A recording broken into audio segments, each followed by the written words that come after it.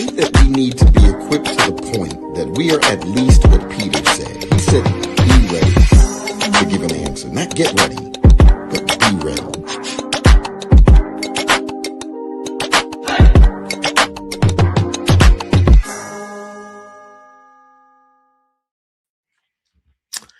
All right, it is your friendly favorite neighborhood apologist, Damon Richardson, for another edition of UrbanLogia Live.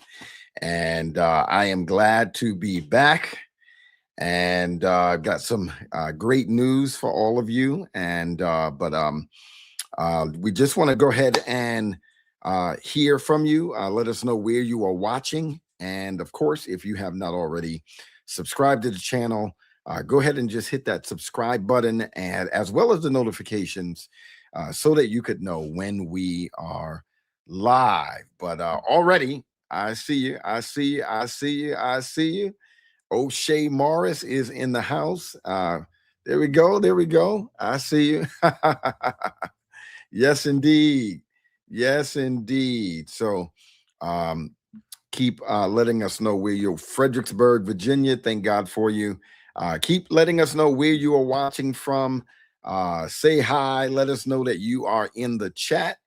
And we are grateful for you. And so the good news, before I bring my brothers up on the stage, the good news is that the doctoral work that I have been involved with for many, many, many years has finally come to a wonderful conclusion, resulting in me being conferred, conferred, I would say, passing my oral defense on yesterday. And I am now officially Dr. Damon Richardson. And so I am grateful for that. I tell you, it feels surreal. And this has been a long journey. I've been talking about it for a long time. And so in many ways, you all have been on the journey with me. And so I am pleased to announce that I have officially finished the program. And so the graduation, however, is not going to be until next May. So I've got an entire year to wait before there is the ceremony, the graduation ceremony. But up until that time, I still get to enjoy walking around, flashing my title out like a badge, saying Dr. Damon Richardson. But no, I am just grateful. Thank all of you who ask periodically, because that has helped me to stay on track, stay focused, and to remember that there's an entire tribe of people who are expecting me to finish. And that helps serve as guardrails, because when you feel discouraged, you're remembering that somebody asked and you've committed yourself to them in some senses by saying, oh yeah, well, you know, things are they're going fine, or I'm stuck here, but you know, I'm still, moving along, right? And so the expectation then is that you're going to arrive at some point. And so that's really helpful, because you do go through those periods where you just feel like giving up, and but you can't. Right? You've already invested a lot of time. You've already invested a lot of money. You have, you've invested a lot of energy, capital, intellectual capital, and thought. And it's just, you've gone too far to turn around. And you want to be an example as well. And it goes for anything, whether it's in pursuit of a degree or certification or whatever it is, whatever your goal, your dreams are, whatever it is, you owe it to yourself to get to the point where you get to experience the exhilaration and the joy that comes from achievement. Nobody can really explain that to you. It's something that you just have to experience. And I promise you, it makes every single second of struggle and pain during the process worth it. Because when you hear those words or whatever it is that you achieve, and you know that it's a done deal, there's a feeling that comes on you that just can't be explained. And that's of achievement. It's of accomplishment. It's of knowing that you did something worth it. And now you're being rewarded for it. And you owe it to yourself for that reason and that reason alone, right? And so I would encourage every one of you to hang in there with whatever it is that you are pursuing. Don't give up, no matter how long it takes. At the end of the day, it's not about how long it takes. It's about accomplishing, right, and never giving up and crossing the finish line. So that's my big announcement. But I'm just, again, grateful for all of you. Thank you for your congratulations. Thank all of you for your encouragement. And yes, I am beyond excited, relieved, and I feel like a lot of that shalom has returned. Like, you stay anxious and in chaos and all kinds of things, stress and this, that, and the other. You feel pulled apart, and but it was all worth it, and I'm grateful for it coming to a completion. So I see Oklahoma watching, Beaufort, Georgia is watching. Who else do we have? Yes, thank you so much. Thank all of you. Absolutely, dear brother. And thank you, Shelly Shell. I see you. Shawnee, I see you. Yes, indeed. What a pleasure it is. Thank you. And yes, indeed. Thank you so much. Thank all of you. And shout out from the DMV is watching. And yes, indeed. Thank all of you. So let's do this. Let's go ahead and jump in. Keep putting your congratulations up. Also letting us know where you are watching from.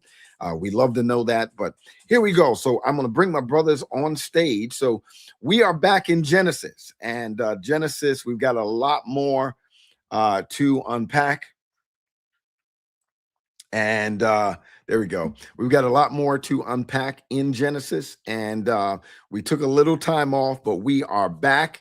And no greater brothers to bring on for these segments here than, as I call them, the theological Idris Elba and the gospel Clark Kent. Where you at, man? Come on, Jay. Come on, man. Come on, brother.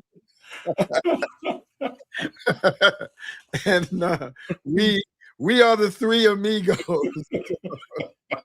But we spent a lot of time talking about Genesis that we have over the years. So I'm bringing my brothers back on, and we've done 2 segments already. We've dealt with things like Noah's getting drunk and that kind of deal, and we've talked about Sodom. We talked about Adam and Eve in the garden, and there's just so many good things in Genesis. But what we're really wanting to do is make sure that when we walk through Genesis, we are doing it in context, and we are considering more specifically the cultural and the literary context of Genesis.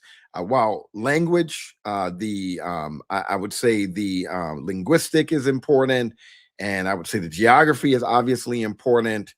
I would even say the social context is important. All of these kinds of things, the theological context, and there's a number of other things. But in Genesis, 2 of the most important contextual analysis to consider for Genesis is definitely going to be cultural and literary, right? And so while we will be considering all of the context, we really want to bring that to its forefront, right? So we're looking at Genesis against its cultural and literary background, and so brothers, jump in, man. Talk to us, and then we can just jump in at I guess wherever we left off or wherever we're going to pick up from.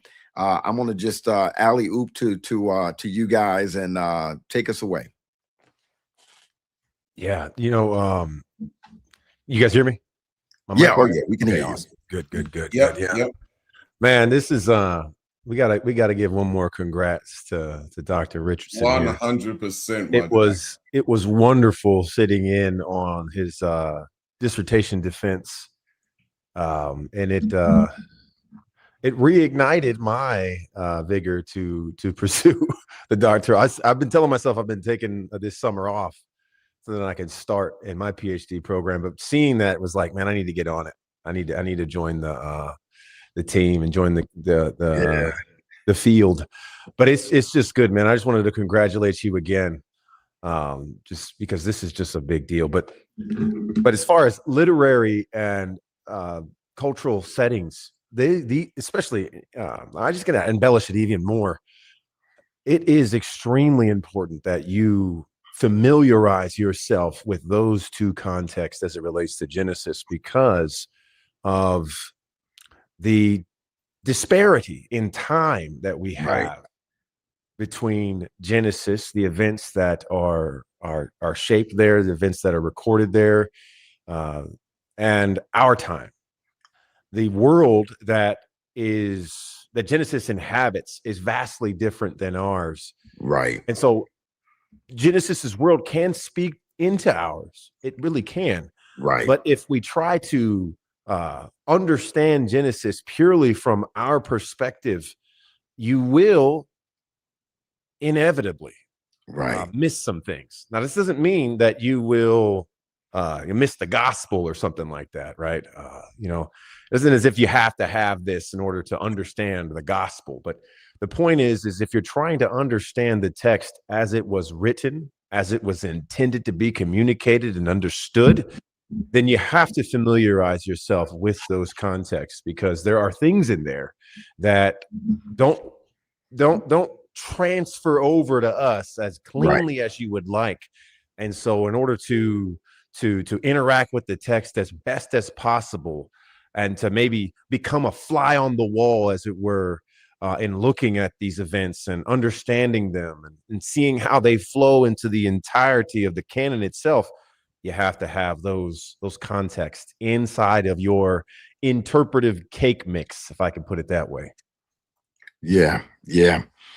Man, that's really good. That's a real good segue into the conversation, and some helpful considerations for navigating the text of Genesis. And I've seen people say things like Genesis decoded, and I don't like stuff like that. It sounds like Gnosticism, right? Like we're not trying to communicate that there's some hidden meaning, deep under layers and layers and layers. But what we are saying is that when we speak of layers, we're talking about unwrapping layers of culture and literary writing styles and conventions and all of the things that are actually there in the text already, right? So we're not adding anything to it. We're not putting anything to it. We're saying that we need lenses to see the layers that are there, and to unwrap these things, because they're really already there. And we need a certain lens in order to be able to see them as they are, so that they really help to elucidate and shine greater light on the meaning of the text. So yeah, that's awesome. Jay, talk to us, brother. Can you hear me? Yes, sir. Okay, good. I also was privileged, first and foremost, to be there last night. It's just an amazing thing to see, after all the time that Damon has taken to put the work in, and listen to him last night. Yeah, it's super encouraging. I've been talking to the guys about trying to see where I can get on the ladder. Absolutely. Absolutely. You know what I'm saying, and I really appreciate what God has done in his life. One of the sayings that we joked about as we waited to hear what the verdict was going to be was, somebody shouted out, "Who taught you?" And, the fact of the matter is, we all know where that came from. And just to hear that, and somebody also said it's one of the great things to be able to talk about. You already know, Michelle. You already know. One of the great things is being able to talk about scholars that we have learned from and listened to and have read, but we have a person that we can actually quote that we know. Yeah.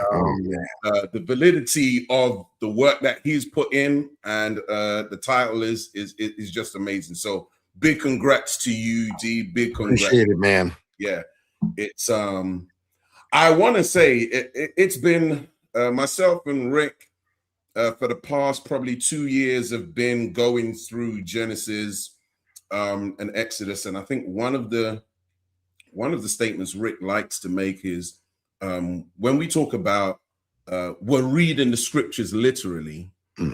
What do we mean by literally?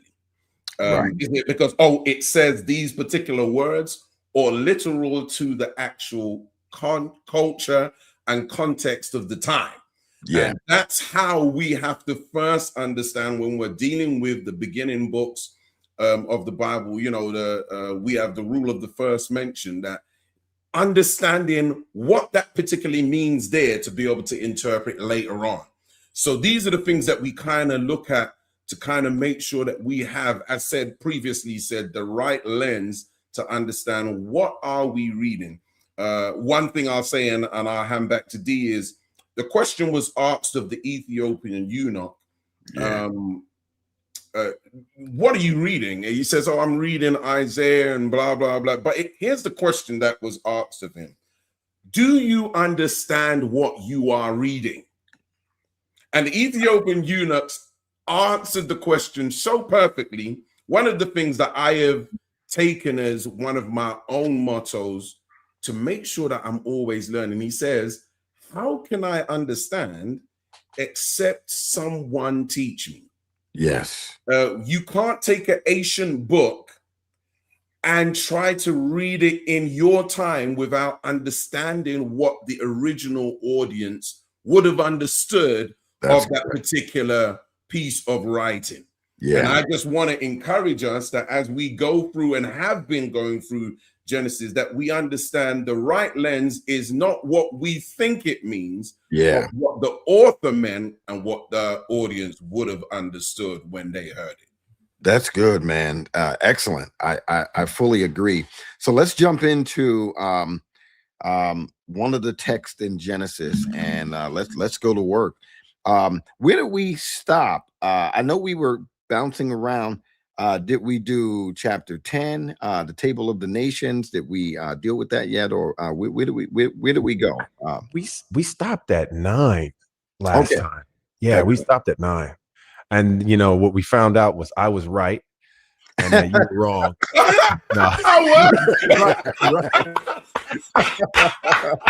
That was good, Rick. That was so good. I walked right into it. I got him. I got him now. That's where we left off, right? That is exactly where we left off. That's good. That's good. So you guys want to do the table of the nations? Is there anything there to discuss? I know typically people tend to look at this as essentially the origins of the nations, Europeans going north, Africans going south, and so forth and so on, and Mediterranean folks staying central, and this, that, or the other. And people tend to take a very literal view of Genesis 10 as essentially how we organize the races of nations and so forth and so on. Real quick, we don't even have to stay on this long. What's you guys' view on table of the nations there? I think it's pretty straightforward as far as what it's meaning there. I think for the people that like to read Genesis literally and chronologically, Genesis 10 will cause a problem for you if you're trying to read it chronologically. Right. Because the events that you see in Genesis 10 seem to contradict the events that you see in Genesis 11. If you're reading it chronologically, if you're thinking it's sort of unfolding chronologically, but in reality, it's not. Okay. Because what you'll have in Genesis 10 is the spread of all the peoples. So we'll have the different languages that are consistent with these particular peoples. But then you get to 11, the whole earth is with one language. So what's going on here, right? Now, if you're reading it chronologically, you will have that problem to sort of surmount. But if it's not, if you're understanding that Moses is arranging these texts with a sort of rhetorical theological strategy involved, and chronology doesn't become a problem that you have to deal with. Okay. Another thing about nations themselves and the origins, Paul will pick up this very chapter in Acts chapter 17, Right. where he is standing at the Areopagus Yeah. and is talking to the Greeks there. Now, the Greeks at the time had this idea called autochthonous origins, right? Mhm. Now, the autochthonous origins has to do with the Greeks thinking that because they sprang out of the ground of Greece, that they were of a cut above the rest as far as humanity was concerned. And so they are the highest, or the elites, so to speak, because of their origins. That's why Paul will say, but God has created from one man, Right. and has set the boundaries, essentially saying, look, your idea of autochthonous origins is not real, because God has set your boundaries. Mhm. Your idea is defeated by the fact that Yahweh has set where you are. And now Yahweh is calling all men from all places to repent, because he has appointed a day when he will judge the earth, and so on and so forth. So he goes into that. So the Yeah. table of nations is in the book of Acts, and Paul uses it again in order to defeat this idea that the Greeks had about their origins. Got you. So, and I like that.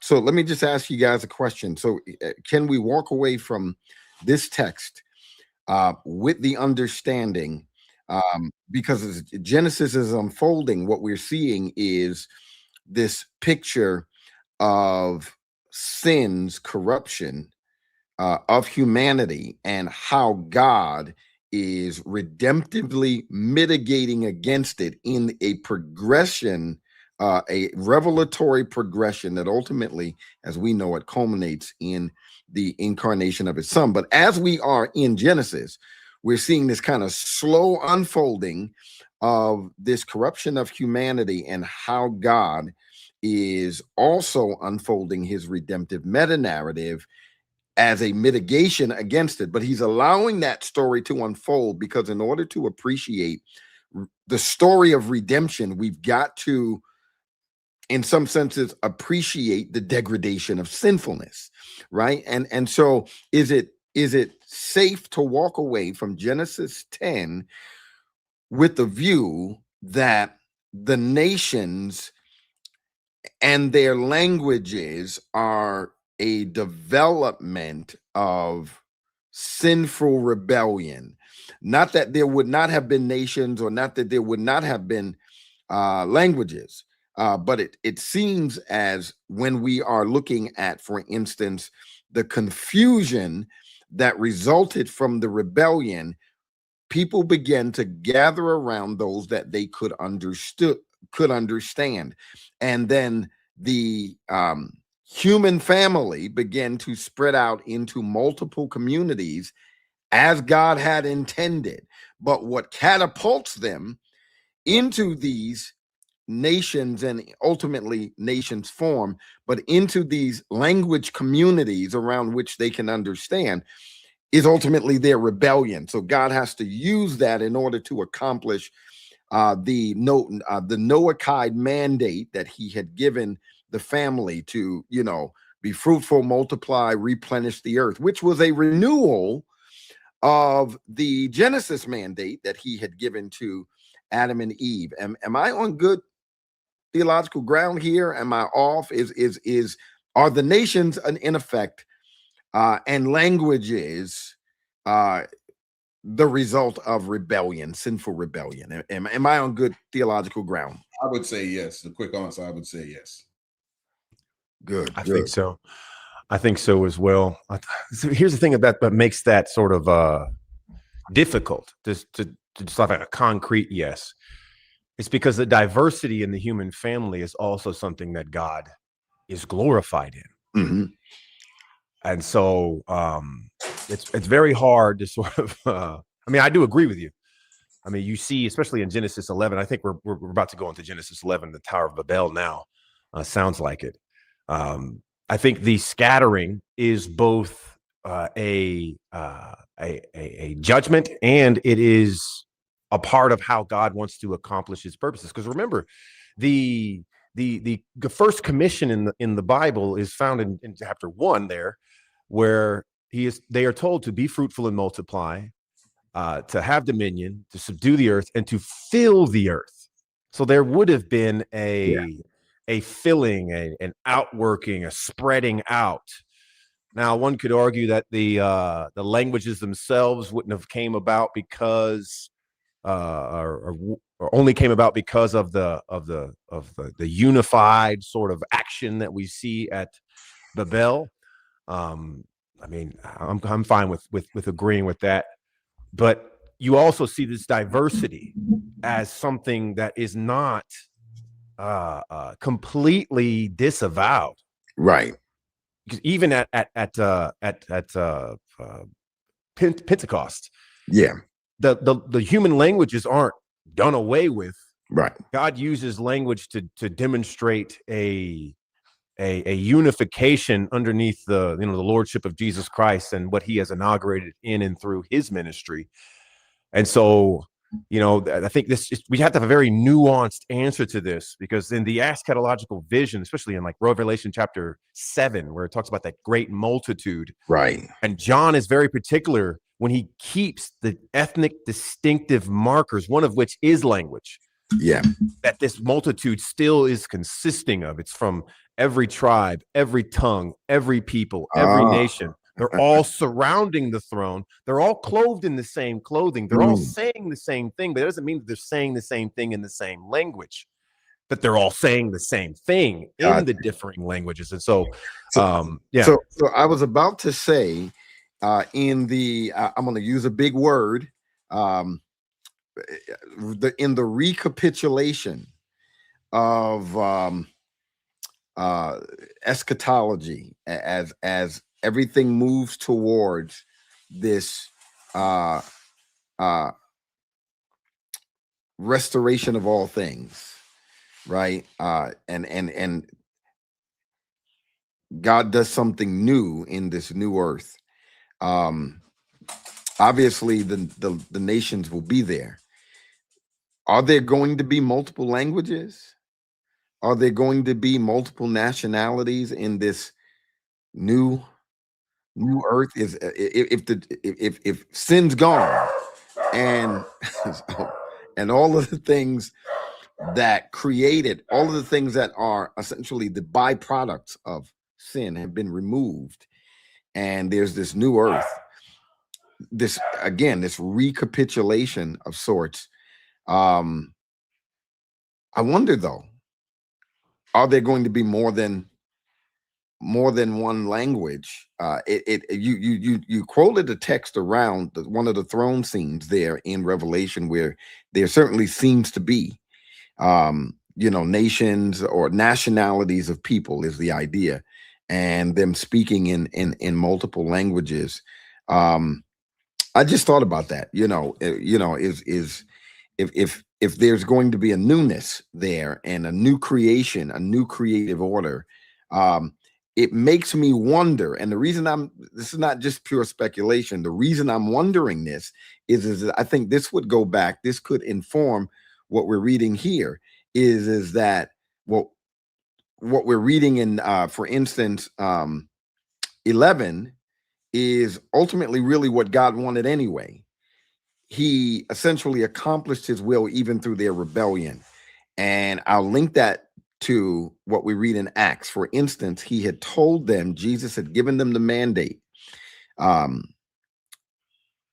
that you should receive the Holy Spirit. You shall receive power when the Holy Spirit's come upon you, and you shall be witnesses. And he's given this commission here to the apostles, that they are to bear witness of him, his person and work, the gospel, in Jerusalem, Judea, Samaria, the uttermost parts, to the ends of the earth. Well, they don't immediately accomplish this. In fact, by the time we're in Genesis 6, and there's a little bit of persecution, it says that that the apostles remained in Jerusalem. And it doesn't seem like you really start seeing the gospel spread throughout the Mediterranean world until God instigated persecution. And so I think one way to read this is that just because God uses something doesn't mean that the outcome of it wasn't already what he intended anyway, right? And so we know he intended for them to spread out and bear witness, but they weren't accomplishing that. So he instigates persecution, which causes believers to start going all over the place, ultimately, therefore, bringing the gospel with them. And I wonder if that informs the way we ultimately end up reading the Babel narrative as well. Is that, well, we know God wanted them to spread out. We heard the way that he instructed Noah's family, and as obviously a renewal of the Genesis mandate. So when they don't accomplish that, in the Chaldean language, Babel actually means the gate of God, whereas in the Hebrew they call it confusion. So it's like when we say stop babbling, that's where that idea comes from. But it seems to suggest that God only used the confusion to ultimately accomplish what he was wanting them to do anyway. So I think in that sense, maybe it's not proper to say that languages and nations are the result of sin, but that God used their rebellion instrumentally use the confusion as a way to judge them in order to accomplish what he wanted to accomplish anyway, right? So it was always his plan for nations and languages and all of these other things to result. What do you think of that? Am I off on that, or am I making the right connections? We can't hear you, Rick. Go ahead. I think you're right to say it that way. I don't think that it is purely a judgment. The thing about Babel in particular, God is judging their rebellious behavior, but he's also working out his plans and purposes in and through it, or despite their behavior, and utilizing it. The scattering also is a grace on them, because they are unified in the project of inviting God down. Because what's going on at Babel is a arrogant, rebellious action that's taking place by humanity, but it is also this desire for humanity to have divine presence in their midst. Now, it's pretty much a known fact in Old Testament scholarship now that the Tower of Babel is a ziggurat, or was a ziggurat. Right. And that right there, this is, so when Damon opens up this live with, hey, we have to have a familiarity with the cultural setting, this is where this really makes a lot of money for you, so to speak. Right. The historical and cultural setting helps us understand what a ziggurat was used for. The ziggurat was not something that humans used to walk or to assault the divine realm, actually. What it was a sort of executive elevator that the gods used to basically move from the divine realm into the realm where the humans lived and were able to dwell within. That's why ziggurats were joined to temple complexes. And so you'd have a little room at the top of the ziggurat that the deity would come down. And then the thought was he would come down from where he was and then dwell with us in the city. We would be able to reap the benefits of having a deity in our midst, and the deity would reap the benefits of the worship that would now be had because he's in our midst. That's sort of how it worked. And so in that sense, you see Babel as a sort of managed worship or a domestication of God. And when you understand it like that, you'll recognize that human nature has always, sinful human nature, has always tried to do that with God. We've always tried to approach God on our terms, or to manage the divine and say, well, hey, I will enter in this relationship with you, God, but you do this and I'll do that. And that is the transaction. Yeah. And what God does is he rejects it altogether. And what makes this even more concrete is how Moses sets this up literarily, right? How he structures the book in juxtapositioning chapter 11 with chapter 12, because in chapter 11, you have the people saying that they want to make their name great, right? That's their desire. Right. But in chapter 12, God picks one particular man so that he can your make name his name great. Here you go. Come on. And in that regard, he's rejecting the first advance and now choosing the way in which it will actually go in and through the man that he has chosen, and on the election, on the chosenness, on his prerogative, so to speak, of how he will accomplish his plans. And that is in and through Abram, and on goes the book of Genesis, culminating in the Exodus story that will come about in the next book. But yeah, I think looking at it purely as just people trying to assault the divine realm is really to miss the point of the chapter itself, I think. Yeah.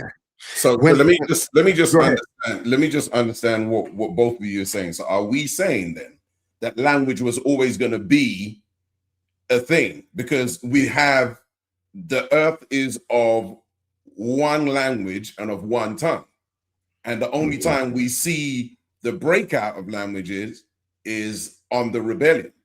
So are we saying that language was always the plan of God for man? Because spreading out is one thing, multiplying is one thing, but then the language now is something that we have to be able to answer for. And by what you guys are saying is that language was always a part of this original command that God gave to man to spread out. Is that what you guys are saying? I think nations, and therefore languages, because languages is a metonymy for nations, and so I do think that was ultimately God's plan, because of their rebellion, to stay in one place. So think about it. Think about it. Why is he judging them? Because he doesn't want them to remain there. Remaining there in Shinar as one particular people group with one language seems to be the idea that God is saying, no, that's not what I want to have happen, right? So it seems to suggest that ultimately nations and languages would have grown out of their migration in various directions. But because they settle upon one area in rebellion, their motive was, notice what they say in chapter 11, come, let's build ourselves a city and a tower with its top in the sky. So that speaks to, of course, what Rick was just talking about in terms of worship. But when they also said this, they said, let's make a name for ourselves, otherwise we will be scattered throughout the earth. There's an indication that they seem to know that what they were doing wasn't what God wanted, and therefore God creates confusion in their language in order to ultimately accomplish what he wanted to naturally evolve out of their various migrations. It's like saying, okay, the gospel spread again because of persecution, because the people didn't want to leave Jerusalem. Would we conclude then that what results from that is sinfulness, or would we conclude that, well, that's what God ultimately wanted, and he just simply utilized kind of like a mother bird making the nest just a little less comfortable, so as to kind of prod the baby to take your leap, get out of the nest and fly. Otherwise, you're not going to survive, right? And so they've got to let some of the thorns kind of stick through after a while, so that the bird gets the idea that you're no longer welcome here. You've got to get out and fly. And however God accomplishes that ultimately is just the medium to get people where he was wanting them to go anyway. So I do want to back up for a second, where in 4, let's build ourselves a city and a tower with its top in the sky. Rick, how would you link that with what we read later? Because again, we're looking at some of the pagan cultural ideas. As people are moving away from God, Romans 1, they are also simultaneously suppressing the knowledge of who God is, the knowledge of truth, and we start to see some development of worshiping other deities and all kinds of things that they have invented. Am I on good ground here to make the connection intertextually with when Yahweh's theophany visits Jacob, and in his vision, there is Jacob's ladder. This is like this portal wherein the angels are ascending indeed. Talk to us, brothers. Yeah, I think there is a good connection. I think the difference is who creates that. Right. That's one big difference that you have to notice. So I think what's happening here is the reason why you would see a ladder or that sort of similar building is because God is contextualizing the revelation to the particular individual at the time, and that time is Jacob. Mm. And so you would expect to see something that looks similar, but the difference is in chapter 11, the people are building it. And in this instance with Jacob's ladder, God is the one who's building it. And now you see angels descending and descending, which gives this idea of an authorization. This is what God has authored. Right. This is working as it is as it's supposed to. It's not something of a human invention. There we go. And so I think it does capture that idea there. But I think the key difference is that God, in the first instance with 11, it's the humans thinking this up, building it, defining it, and again defining its usage and its purpose. Where in the other instance, the later instance with Jacob, this is God defining it, and all Jacob is doing is merely recognizing it. He is not offering any interpretation. He's not saying, hey, God, I would like it to look like this. No, God is revealing what this means and that he would be with him, essentially. And so we understand that after that takes place, Jacob's name is also now Israel, the one who struggles with God. And so that has some theological significance as to how the nation itself will be that very thing. They will be the people who struggle and strive with God. Wonderful. So let's unless Jay, you want to jump in there, let's back up to, is it Genesis 6? Is it 6 where the flood is? God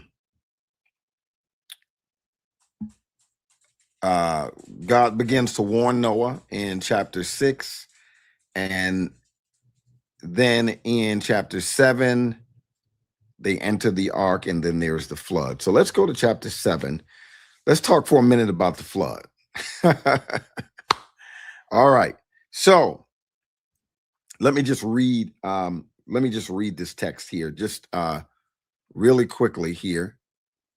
All right. Chapter 7, verse 7. So Noah, his sons, his wife, and his sons' wives entered the ark because of the floodwaters. From the animals that are clean, and from the animals that are not clean, and from the birds and every creature that crawls on the ground, 2 of each, male and female, came to Noah and entered the ark just as God had commanded him. 7 days later, the floodwaters came on the earth. In the 600th year of Noah's life, in the 2nd month, on the 17th day of the month, on that day, all the sources of the vast watery depths burst open. The floodgates of the sky were open, and the rain fell on the earth 40 days and 40 nights. On that same day, Noah, along with his sons Shem, Ham, and Japheth, entered the ark, along with Noah's wife and his 3 sons' wives They entered it with all of the wildlife according to their kinds, all livestock according to their kinds, all the creatures that crawl on the earth according to their kinds, every flying creature, all the birds, every winged creature according to their kind. Two of every creature that has the breath of life in it came to Noah and entered the ark. And I can go on and on and on about the flood waters surging, greatly increasing on the earth. The ark floated on the surface of the water in verse 18. It's the water surged even higher on the earth, and all the high mountains under the whole sky were covered. The mountains were covered as the water surged above them more than 20 feet. Every creature perished, those that crawl on the earth, birds, livestock, wildlife, and those that swarm on the earth as well, as all mankind. Everything with the breath of the spirit of life in its nostrils, everything on dry land died. He wiped out every living thing that was on the face of the earth, from mankind to livestock to creatures that crawl to the birds of the sky, and they were wiped off the earth. Okay.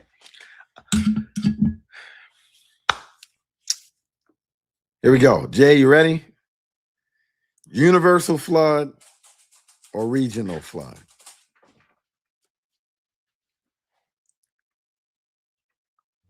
Universal flood or regional flood? Did the floodwaters cover the entire earth, as in every part, or did it cover regionally all of the known earth that they knew in a particular region where people lived? Because obviously people were not living all over the earth as they are today. So how would we, and we get that things in scripture are being described phenomenologically. That is how, as they appear to them. So when they say it was all over the earth, as far as they know, from their perspective, that's true. They're communicating what seems to be true to them. This is, as you know, so what do you all think? Regional, global, as in every part? Yeah. What's Moses telling us here? I think that framing there is honestly not the right framing to have, because it puts us in this either or. And there's really about 5 different views of the flood.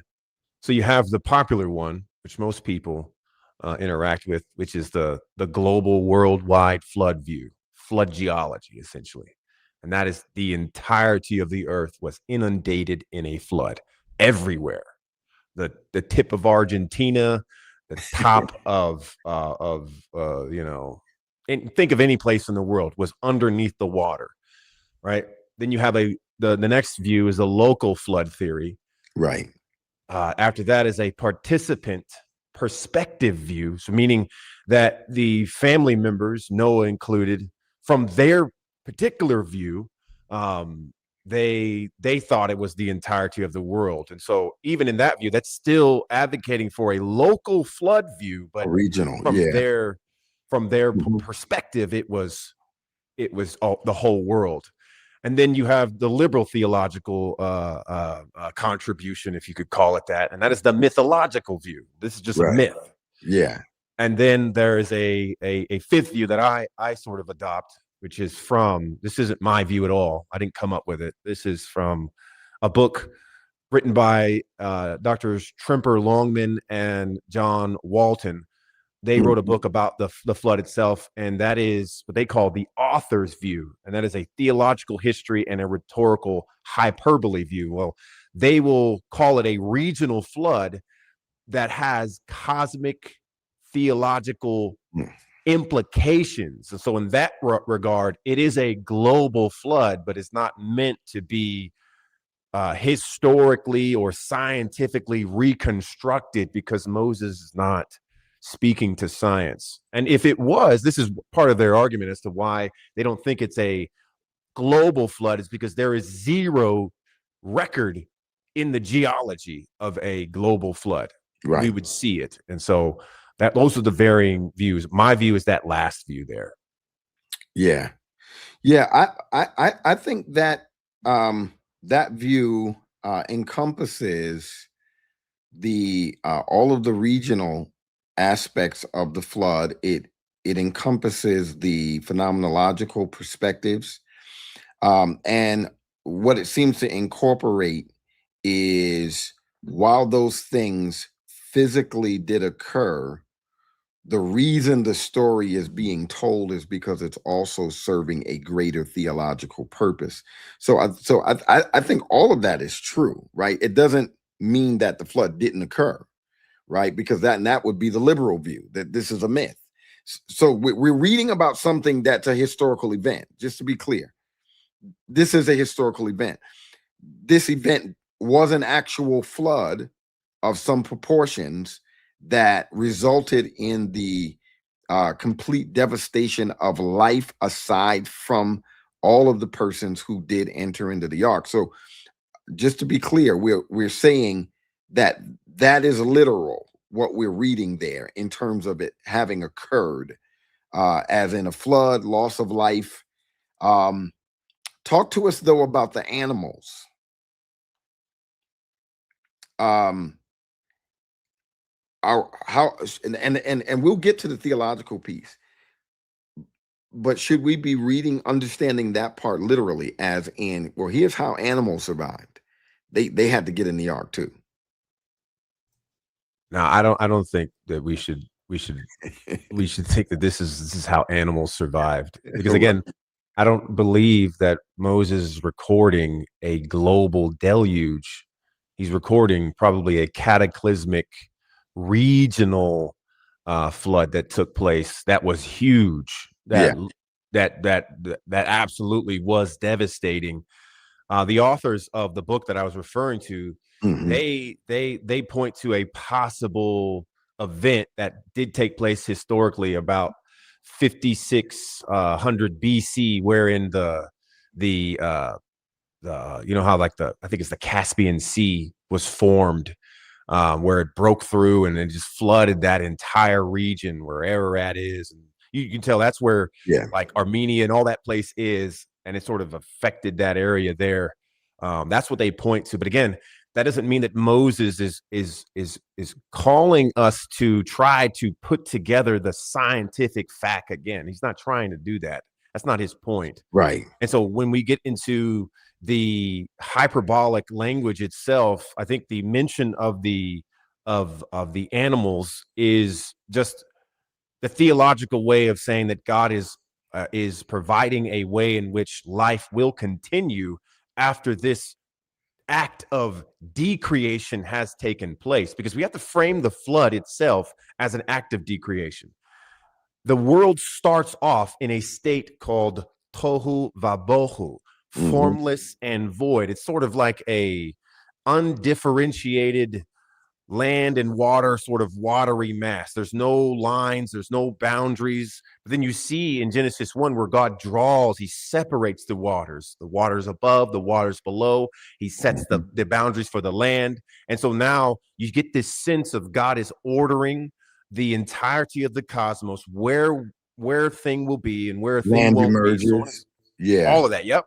And then as a result of human sin, God plunges humanity, or the earth itself, back into that state where the waters are now, there's no boundary anymore. And then you see at the end of the flood narrative, God promises to not do that again. And so he sets the boundaries back afterward. And so I just seem to think that because those are all present in the text, that the mention of the animals is functioning more theologically than it would be, I guess, to use our modern use of the word literal, it would, functioning more literally. I don't think it's because I don't even think that the dimensions of the ark are meant to be literal. Is this? I don't think they are. I just don't think they are. I don't think that's the case. So given that view, Um, do you think that might leave room for somebody to say, if you feel that there's some liberty there to think that, well, that's kind of metaphorical. It's theological there. It's not something that really happened. What's the stop? I mean, how does that not put the foot in the door for the person to say, well, I really don't think he's saying that he's meaning that about the people either, right? Nobody really went into the ark, right? If the animals didn't go into the ark, then perhaps the people didn't go into the ark either. Maybe this is just serving as a metaphorical way of saying something else, right? And so I would be cautioned to give up that kind of ground, because I don't see any other way to stop somebody from putting their foot in the door and saying, hold on. Well, if that's the case, I don't think people went in either. That we're not looking at people being saved from loss, or animals and people being saved from, because the text repeats like several times, and everything that was breathing died, perished, right? And so if that's true, and that's not hyperbolic, if that's not some synecdoche, then everything that was breathing other than what went into that ark died. Now, if I'm saying there's global, if I'm saying it's regional, then I am accounting for the fact that there are other animals in other areas. So I do not believe clearly that all animals survived because two of possible every kind of thing fit into the ark. There's clearly other animals out there. So if this is regional, I could see where there's the preservation of some animals and the rest perished, just like there's the preservation of some people and the rest perished. But I don't think clearly that all animals everywhere upon the face of the earth perished.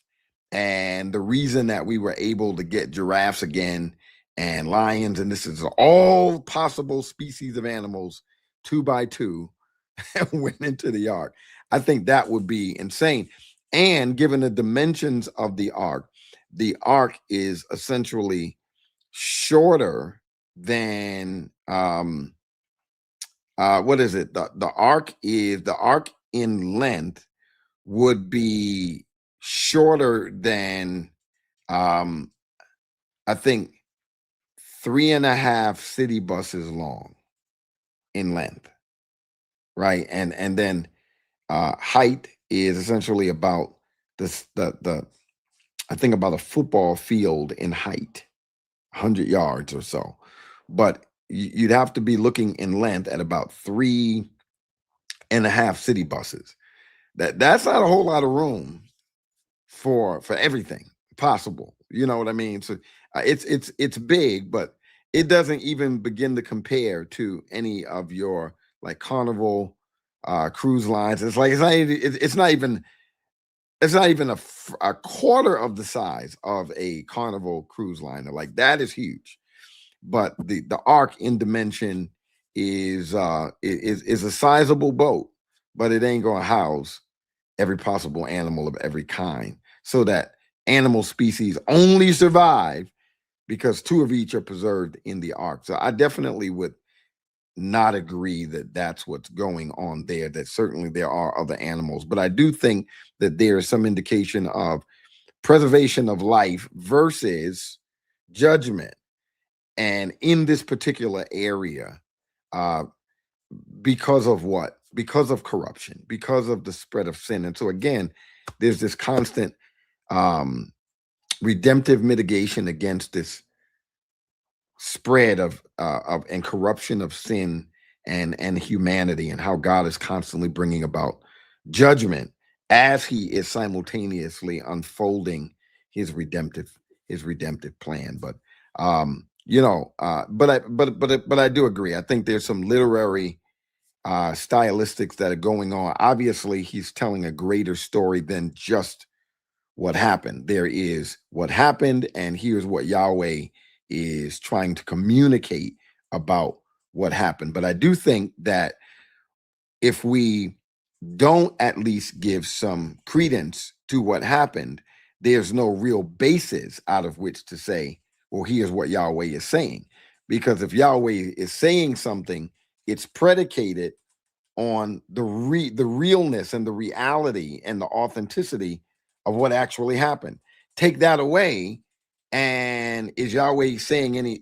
You know what I mean? What is the where is the credibility of what Yahweh is saying if things didn't really occur?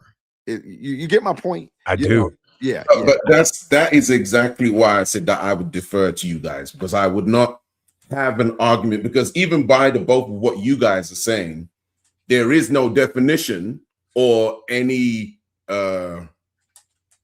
foundation or solid, oh, this is the answer to. And as you rightly said, how do we answer for those people that say, well, yeah, nobody went in the ark then? How do we answer for that when we are not even 100% solidified on how we are to interpret the flood, as in global, as in regional, even though I do believe that the flood was as far as those individuals were there could see and what they understood. I believe that. However, as for the worldwide and no animals going into the ark, now we've got issues, because how do we answer for that? Right. And I'm even asking, how do we answer for that? If we say there's no animals that went into the ark, how do we answer for that? Right. I wouldn't say that there's no animals that went into the ark.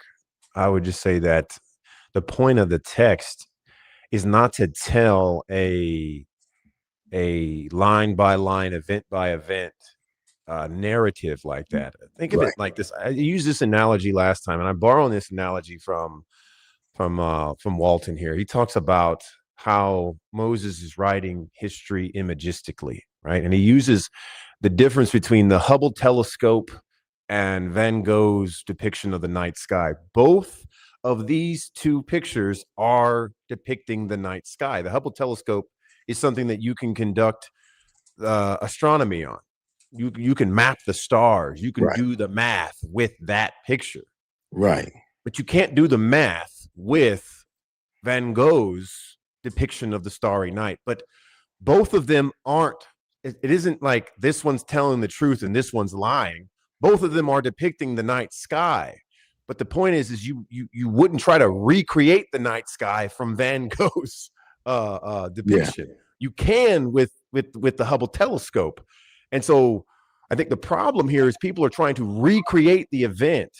And I think that's one of the big issues I have with like the Ark encounter. It's what it's trying to do. It's trying to take from a sort of wooden fundamentalist reading of the text, a wooden literal fundamentalist reading of the text, and then it recreates everything. And then on that basis and from that paradigm, it says this is true, which automatically makes any sort of nuance get into the realm of, okay, if it differs from this literal sort of understanding that we have fashioned and thought of, that means that it's either it's just fictitious and you're just engaging in sort of liberal theology. And that's not the case. We can still have this view where it's sort of imagistic and it not be liberal at all. It's still dealing with the text, because we're asking the better question of what is the story that Moses is telling? And is the story of the flood incidental to his larger rhetorical theological point, or is it the point that he's trying to make? And I think it's the former. It is just incidental to his larger point that he is telling throughout the book of Genesis, culminating toward which I think the audience of Genesis, the audience of Exodus, the rest of the first 5 books is Israel post the deliverance in Egypt. These stories are told to them. Like the flood's not told to Noah, it's not told to Jacob, it's not told to Abraham, it's told to Israel. And so Moses has a point as to why he's even mentioning this text. There's a point as to why he's mentioning the tower, why he's mentioning Abraham, why he's mentioning what's going on in Genesis, say 34 with Dinah and Levi and Jacob and people at Shechem there, right? There's a point of why he's mentioning that. And instead of trying to recreate the event and say, okay, let's just do the math around it, we have to track with what Moses is doing with the story, not just let's recreate the story itself. So before we go on from this, I want to just spend a couple of more minutes here. I agree with you there. I do think, though, that the text itself is still worth looking at for its elements, right? Because if we just say, well, the point is this, don't worry about any of the form or the shape of the text, the particular elements at all. Let's just focus on the point. Then it seems like the point itself starts to lose value if none of the things, the elements in the text, can be trusted to be literal in some sense, right? So I get that we should not be trying to reconstruct scientific exactness and all of these kind of things from the text. But as we consider the point, we should, in the process of considering the point, at least be able to look at the text and say, this happened and this didn't happen, right? Or this is real and this is not real, right? I think that's legitimate. Like, was this either a flood or not? Like, I don't have to have all the details, but I ought to at least be able to look at the text and say, so there was an actual real flood that people died in. Like, that did happen. I ought to be able to look at the text and at least conclude that Yahweh is making a distinction. That I think what he's saying, I like what you said, because that's what we've been doing this whole time, is why is Moses saying this? Why does God have him saying this? Because when we see 8 people being saved in the ark, they are being preserved against the backdrop of corruption and other things going on around them. So there is this distinction between them in the ark being preserved and then those around them perishing. And I think as Israel is walking through the land,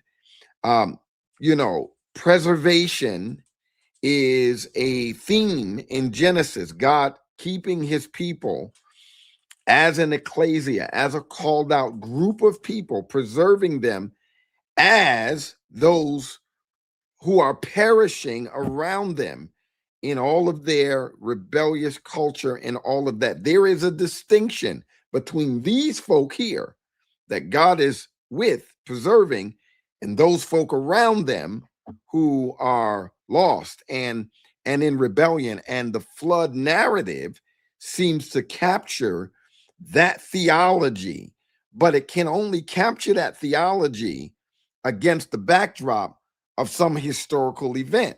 So when he's talking about Jonah, that actually happened, and yet it's serving to inform a later generation about the dangers of becoming obsessed with the cultures of the world.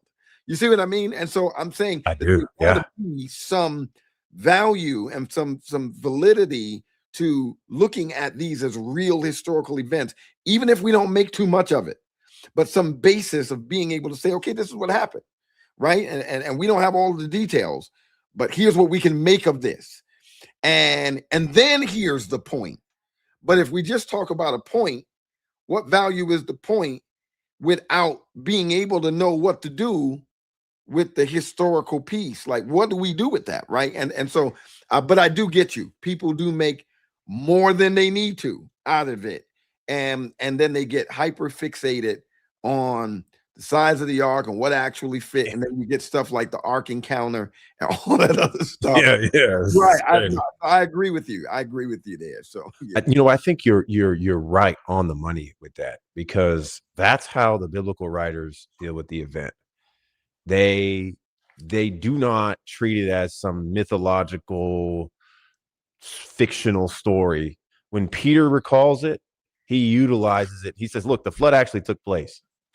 That's exactly where I was going. But then he uses it for its theological purpose.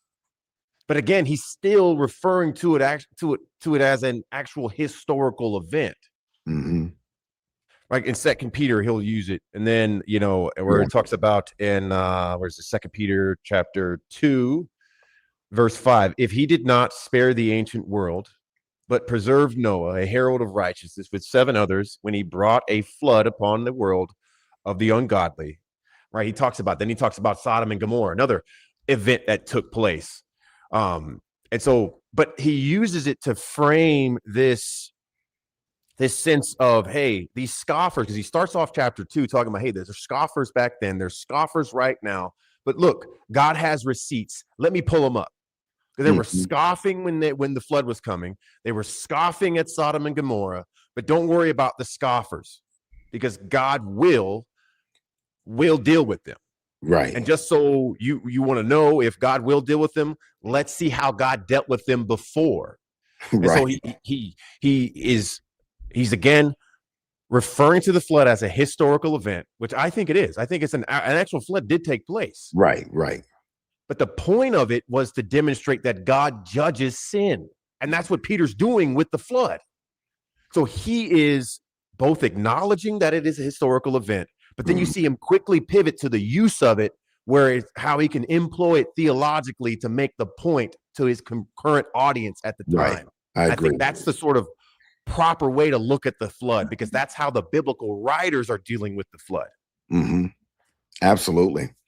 Yeah, that's good. I wanted to spend at least a little time on this so that we could look at, again, the literary cultural context and obviously consider the theological context. So that is a part of the contextualization as well. So, what's the theological context here? Where are we going from here? Is it Genesis 22?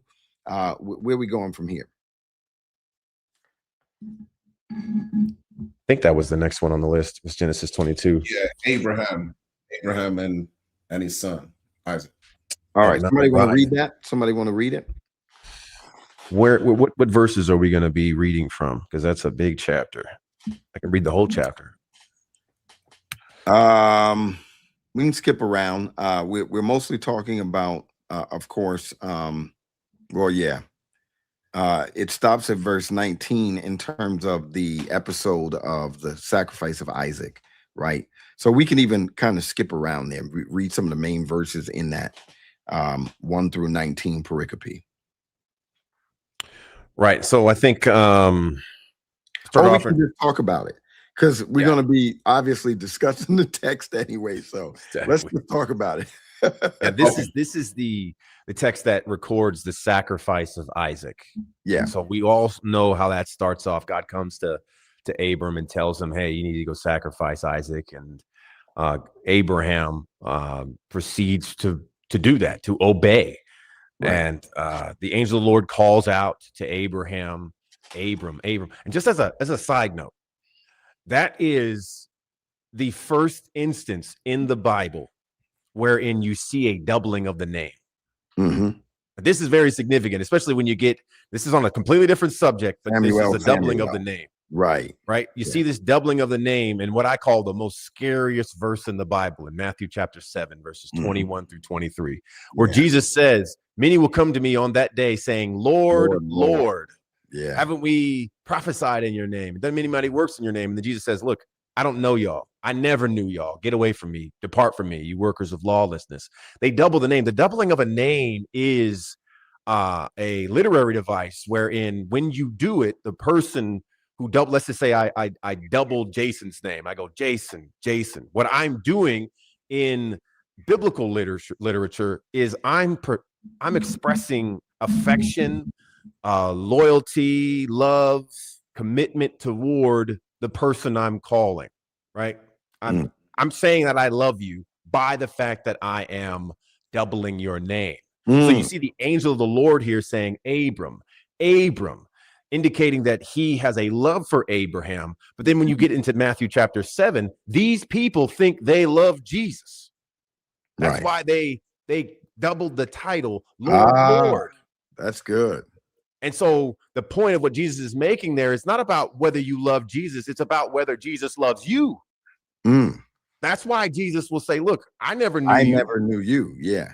I never knew you. Not that, hey, I knew you and then you did something and now I don't know you. Jesus says there was never a time when I knew you, but you've convinced yourself that you do. And you know that I think the basis for why they are unknown by God is they base the relationship with Jesus on their works and not on his ability to save them. And I think that's what the big difference is as to why. But this is the first instance in the text where you see a doubling of the name, and then you'll see it progressed out. That's good. So it's not merely about emphasis as it's often stated, you know. So your emphasis, truly, I say unto you, that's emphasis, and so that's really good. I like the elucidation there from the culture, so that it really shines a little bit more light on why we actually see things written. And so again, when we say literary, we're saying how things are written, the conventions, the style, why this was so, and how people understood it. And so that really does make a lot of sense, you know, as you read the text there. What else do we have going on here in Genesis 22? Talk to us, Jay.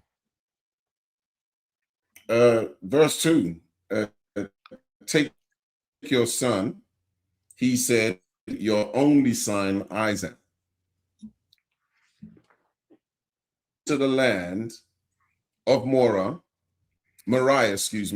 and offer him there as a burnt offering on the mountains I will tell you about. The first thing that I want to pull up is that term, your only son. We have the word there is not what is that? The word here is yakid. What's the other word? It just slipped my mind.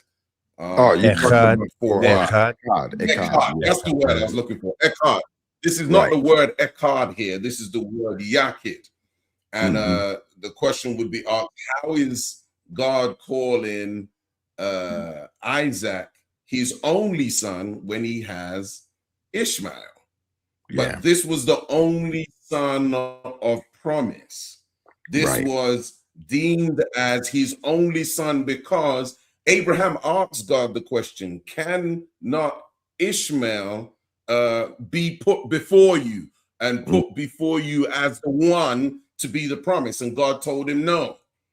So the use of this word here as only, even though he has two sons, literally, the term only is pointing towards the only one of promise. The last time we spoke about the different lines of generations that God would be speaking from, whether it be the line of the devil, the serpent, or the line of Christ, or the line of that which will bring forth that seed.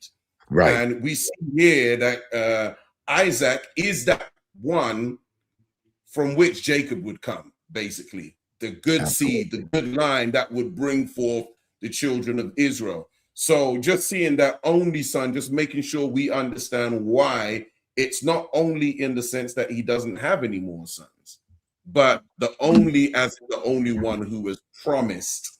And this idea, the question that you asked when we was putting this together, why does God ask Abraham to offer up his son? Is he promoting child sacrifice? And God is not doing asking Abraham of child sacrifice, because what he's doing is testing him. We were talking about this today in Bible study, about how God uses different areas to build up the faith of the one that he has called. He asks Abraham to sacrifice his son to see, not for God's sake, but for Abraham's sake, to see how much he loved God and believed in the word that God had promised him. Abraham knows that the promise comes through Isaac. However, he had enough faith to believe, as Hebrews said, that his son would be raised. If he was to die, his son would be raised. So we see the faith of Abraham in this text, where even though he doesn't know where this sacrifice is going to come from, how God is going to deliver his son, this area we see how God uses this idea of sacrificing his son, yet because he believed in God, he know that God would make a way. That's good. That's good. You raise a really good point, Jay, about child sacrifice. I don't think there would be any instance in which Yahweh would have ever accepted 100%. A human being offered by another human in terms of child sacrifice or whatever. Granted, Isaac is an adult, not even a child, so he's a grown man. But even in that, right, there's kind of a twofold thing. There is the test of Abraham's obedience to God, but the subtext, that which is just not stated, but it's there, is obviously Isaac's submission to Abraham. It doesn't state it, but it's subtext to it, because he's not a kid, he's a grown man. And when it becomes apparent that he is the sacrifice, he submits. And you could see like a through line to the gospel. One, there is this idea of monogenes, where, as you mentioned, his only son. There is the willingness of the father to give his son, right? And then there is the submission of the son to the father. You could see like there's this through line straight to the gospel that is happening here. And although I wouldn't say that sacrifice is never acceptable to God. Pagan sacrifices weren't acceptable to God, but when we consider the fact that the Logos, the eternal Logos, the one and only Son, sacrificed his life humanly, and that was acceptable to God, I think there is some basis to say that human sacrifice is acceptable to God. It just depends on, if we go back to Rick's framework earlier, it goes back to who's calling for it. Because if God, the Father, is calling for the sacrifice of his son, that's acceptable to him. But if people in rebellion are constructing means of sacrifice that God hasn't called for, he doesn't accept that. And he has the prerogative to reject those things, because those things are not in line with his will. They are done in rebellion and in sin, so forth and so on. So I think when we even think about human sacrifice, I think there is a sense in which what we are actually seeing is not something that we need to really be afraid of or reject. Human sacrifice is acceptable to God the Father if it is what he has called for, if it is done, if it is what he has planned. And certainly the only human sacrifice that the Father has ever planned for or called for is the sacrifice of his one and only son, right? You know what I mean? But I think that's what this is actually pointing to. So I would only reject human sacrifice that's done in a pagan context, because clearly those are not being done as worship to the one and true God. Second, the one true God has never asked for that, right? See what I mean? So that would automatically mean that's why it would be wrong, because he hadn't asked for it. But when he's asking for it here,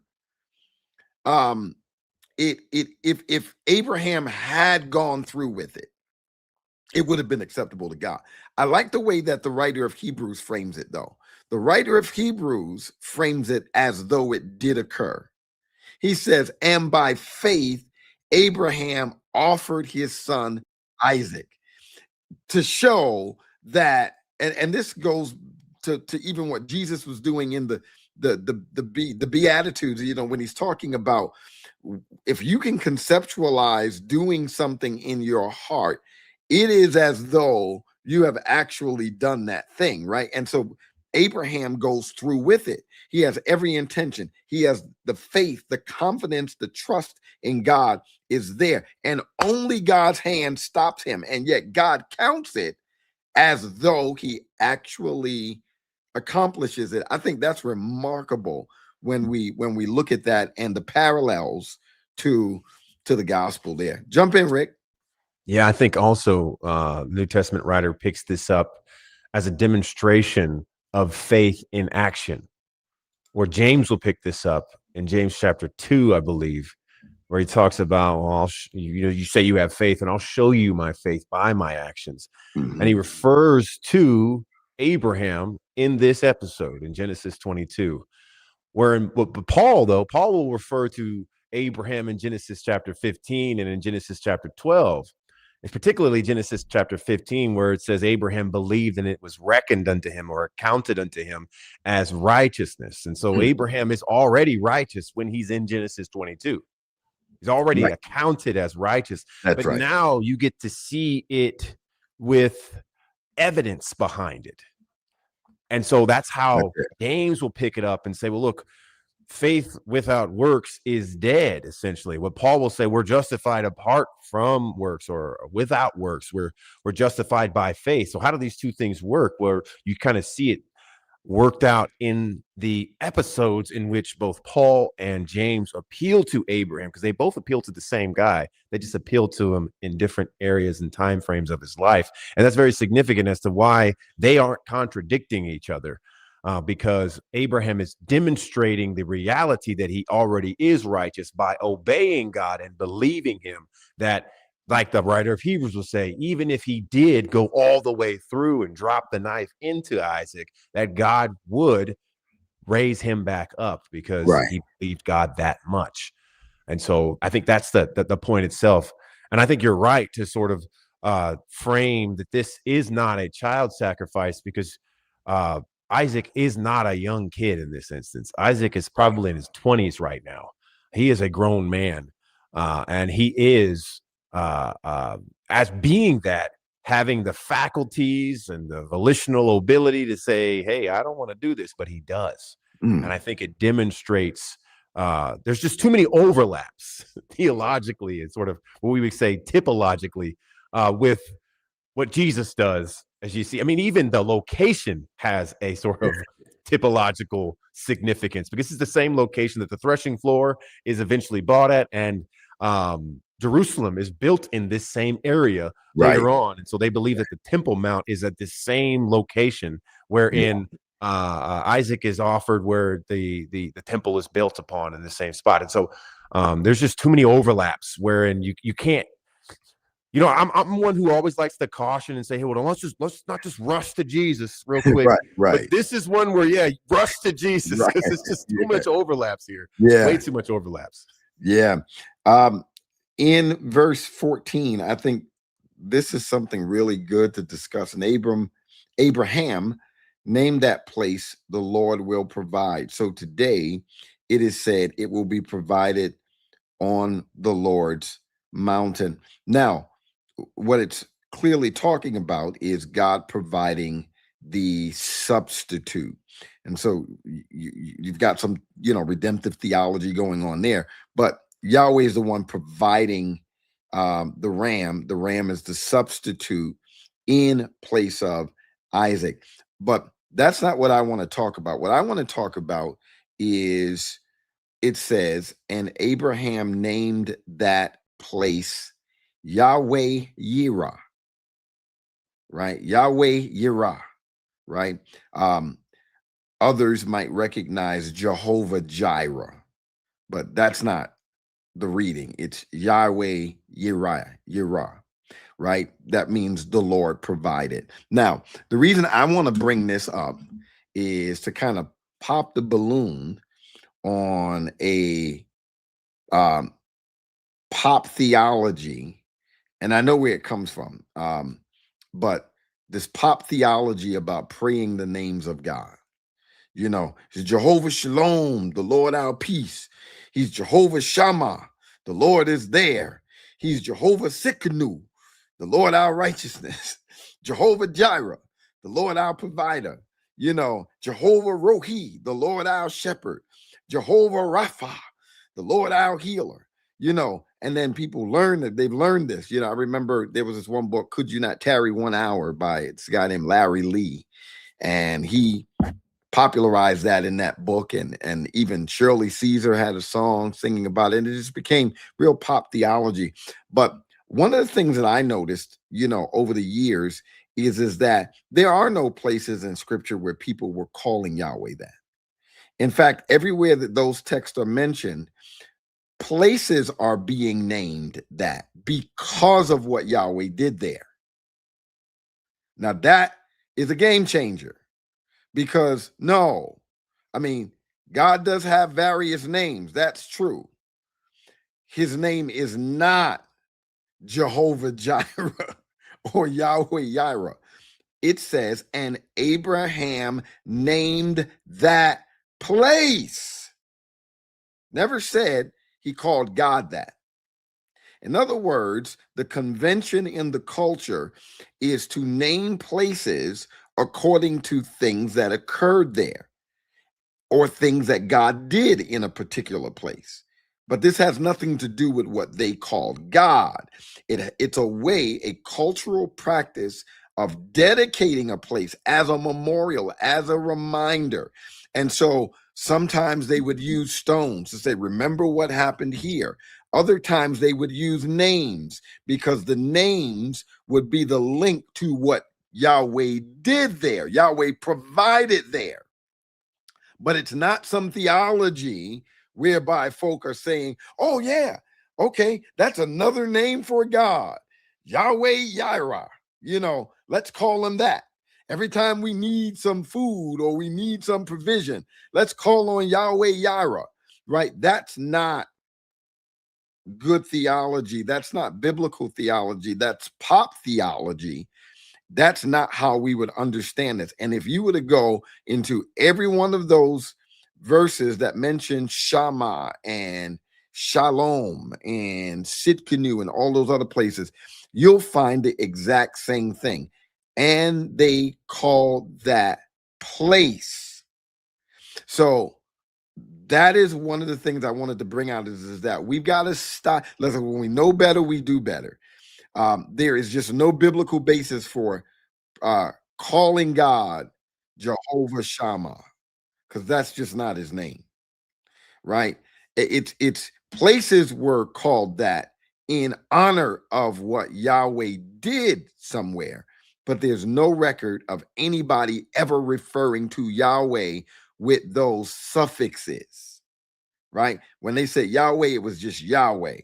They did not suffix Yahweh. Further indication that I know that the suffix is not something that they employed in worship is that later we find Jews who don't even really want to enunciate Yahweh. They found circumlocutions, roundabout ways. They would say Hashem, the name, or some of them would even do what you would call the breathing enunciation. It was just not really the full enunciation. There were different ways in which they would try to get around, because they thought taking the Lord's name in vain. I'm just telling you how many in the Second Temple period later ultimately developed this idea that taking the Lord's name in vain was mispronouncing his name and ultimately offending God, right? And so the point is that we just know that they weren't reading these texts and then learning, okay, here's another name for God, and then praying those names in prayer. Like I said, later, they hardly even want to say Yahweh, right? So they're not certainly adding a suffix onto it, because they hardly want to pronounce what's later known as the ineffable name of God, right? The tetragrammaton, they really don't want to say it.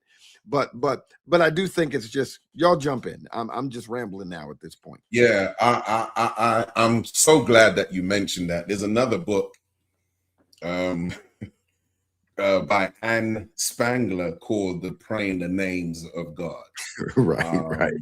That yeah, a church I'm affiliated with is actually going through that at present. Yeah. And this same Wow. thing that you're talking about, we spoke about this today, even in Bible study, from the sense of another example of what you were saying. The reason why Moses named the place Mara is because the water was bitter there, and Yeah. God had to make the water sweet. And because of what took place there, mainly the point that you made, the second point that you made was it's because of what God did. And and let's be very clear on why these things were very pivotal for the children of Israel. One, it was for them to remember what God did for them, not only then, but for the generations to come. Right.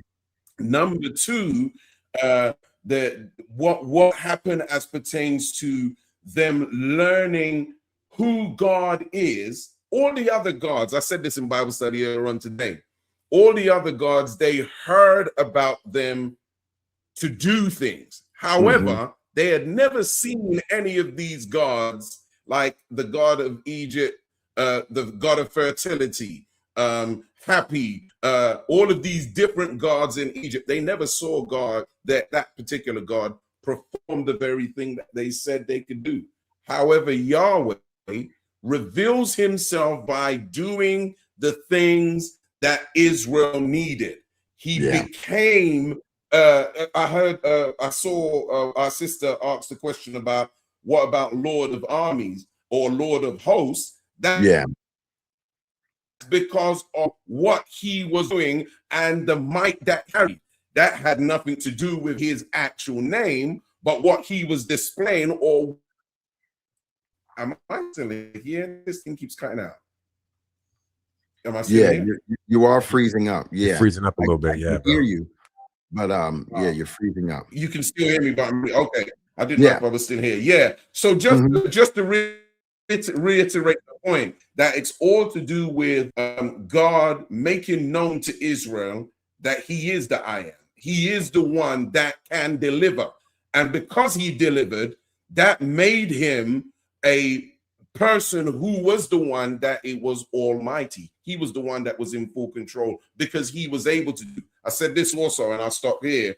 The children of Israel was mocked by God because they made inanimate things and served these things, even though they knew that the idols couldn't speak, couldn't walk, couldn't talk, couldn't do anything. However, Yahweh was the one that did all of these things for them as the one that was in control of all things. Right. I do want to read 1 Samuel 1:3. So it's actually been brought up twice. She's not using, it's important to recognize the voices in the text. Hannah is not using the name Yahweh Sabaoth, which is what the Lord of hosts, that's how that would read in Hebrew, from Seba, which means army or host. Here's what it says. It says in verse 3, this man would go up from his town every year to worship and to sacrifice to the Lord of armies at Shiloh, where Eli's sons, Hophni, Phinehas, were the Lord's priests. As we go down, it talks about Hannah would weep and she wouldn't eat. Her husband saying, why are you and then verse 11, making a vow, she pleaded, Lord of armies, if you will take notice of your servant's affliction. So this is not essentially his name, right? So you'll notice what, so let me frame it this way. The reason that the writers are necessarily not really titling God, but framing God in this way is to communicate God's sovereign and divine protection of them, right? So they're saying this is who he is. So we have to think beyond name as titular or as a title, a way of vocatively referencing somebody, as in Jason, Rick, Damon. When he's being referred to this way from a literary standpoint, it is communicating something about him, not that this was his name in terms of the way in which they worshiped him or called him on a regular basis. And so in verse 11, what Hannah is doing here is exactly what the historian, be it Samuel or whoever, is actually doing. In verse 3, he says that Hannah's husband, who would bring her there, would go up to worship and to sacrifice to the Lord of armies at Shiloh. And so then in verse 11, it actually has them, or has her, actually accomplishing that. Making a vow, she pleaded, Lord of armies, if you will take notice of your servant's affliction, remember and not forget me, and give your servant a son, I will give him to the Lord all the days of his life, and his hair will not be cut. While she continued praying in the Lord's presence, Eli watched her mouth, and Hannah prayed silently, so forth and so on.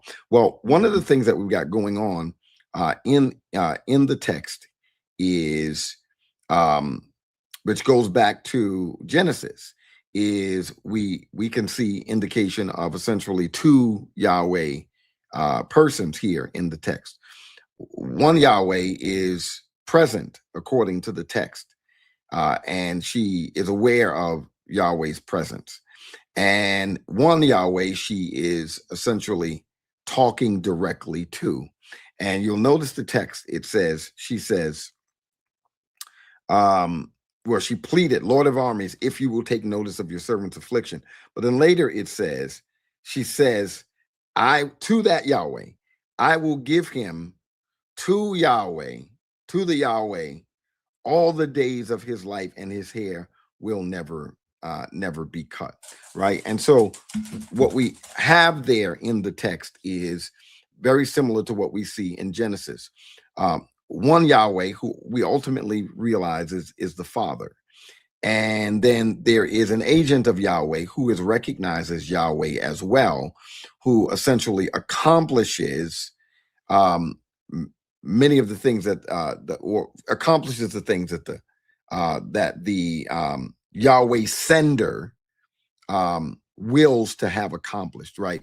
And so you'll notice that she's talking to one that's present, and then talking about another Yahweh to which she would actually give her son to that Yahweh. So when she says Lord of the armies in that sense, it is because she's acknowledging the present Yahweh there for what he was known for, his protection, his ability, his fighting for Israel. It's not to say that this was his name in a proper sense, is all I'm saying. This is his name in the sense of this is his reputation. This is what Yahweh has become known for. He is the Yahweh of the armies, Yahweh of might, Yahweh of power, Yahweh who is sovereign and stronger than all of the other nations, right? And so it's not that she doesn't say that. It's that, how do we understand that? It's not that she thinks that, well, this is another name for Yahweh. Let me use that name, because I need something from Yahweh here. So let me use the right name for the right situation, kind of a thing. And this is what I'm saying. A lot of the reason why we think that way is because we have been looking at these texts through the lens of pop theology, as opposed to understanding what's really going on in the text. It's more of his character. It's who he is. That's right. That's right. Yeah. I agree. I think the text is unanimous in the instances wherein Israel uses God's name as a talisman, or they use his dwelling place as a talisman, it is, or a rabbit's foot, it is rejected by God. One instance that I can think off the top of my head is in Jeremiah chapter 7. Jeremiah is standing at the temple gate, and he tells them, do not trust in these lying words, the temple of the Lord, the temple of the Lord, the temple of the Lord, right? Israel at that time was essentially saying, that was their way of saying, look, we have the temple in our midst, we cannot be touched, while they're sacrificing to other gods in that same temple. But they're using the temple as a talisman. And so to use God's name as a talisman is to use it that is to take his name in vain. To use it and to join it with something that has nothing to do with him, or to use it in a way of sort of that's transactional, where if I just say the right name, then I will get the right result, as if it's formulaic in some sense. It is not that. That's what I'm saying. I don't think it's that at all. And I think we also have to recognize, just to go along with your point, this is what I was talking about earlier today in our Bible study. This text exists in the Torah. That's very significant, because the Torah is not this idea of law as namas. That sort of term is more closely related to our idea of law. But Torah is really mainly the import of you will know. Right. So Genesis is part of the Torah. It's about how God is demonstrating how Israel will know. In this instance, you will know this about me. I will be your provider. At Meribah, I will be your healer. And in Egypt, I will be your deliverer.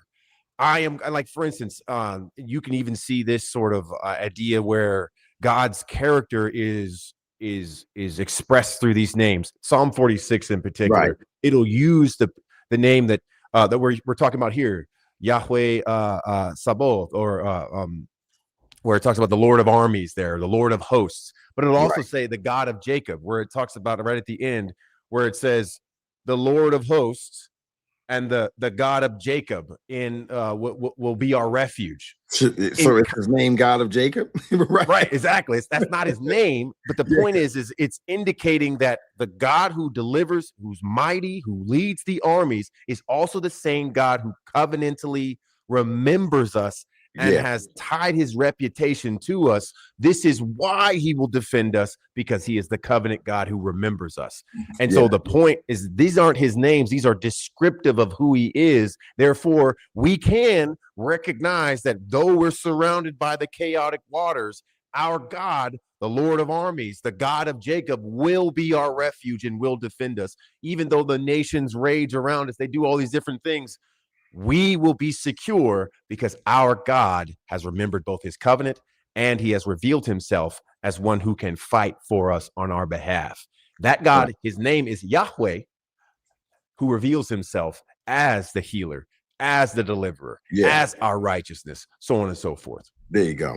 In somebody mentioned Hagar there in Genesis 15, verse 13. So she named the Lord who spoke to her, you are El Roy, for she said, in this place have I actually seen the one who sees me.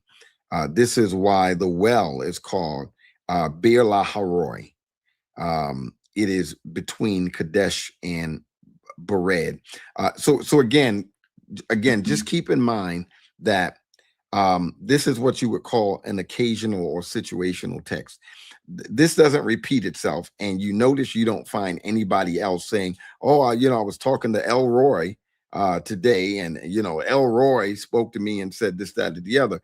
She is saying, "You are." She named him. She said, "You are the God who sees me," is what she's saying. So when it's saying she named him, this is another way of saying she called him. She said, "You are the God who sees me."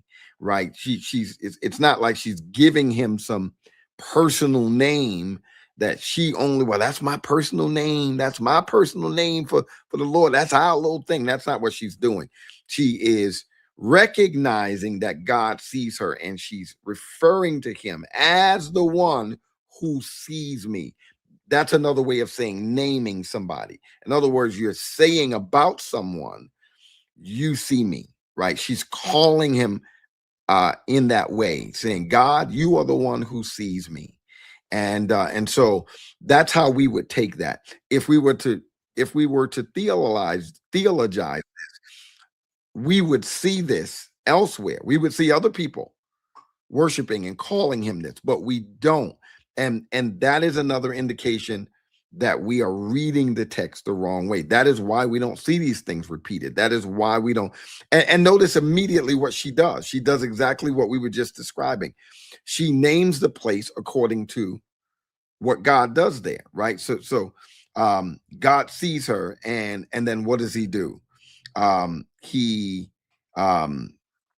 creates a well for her, right? He opens up opportunity for her to obviously be satiated, so forth and so on. So that is why the well is called Bir Laharoi. It is between Kadesh and Bered. So you got to remember, water, Mayim is life, right? And when you are in dry desert areas, and there is no water around, you are in trouble.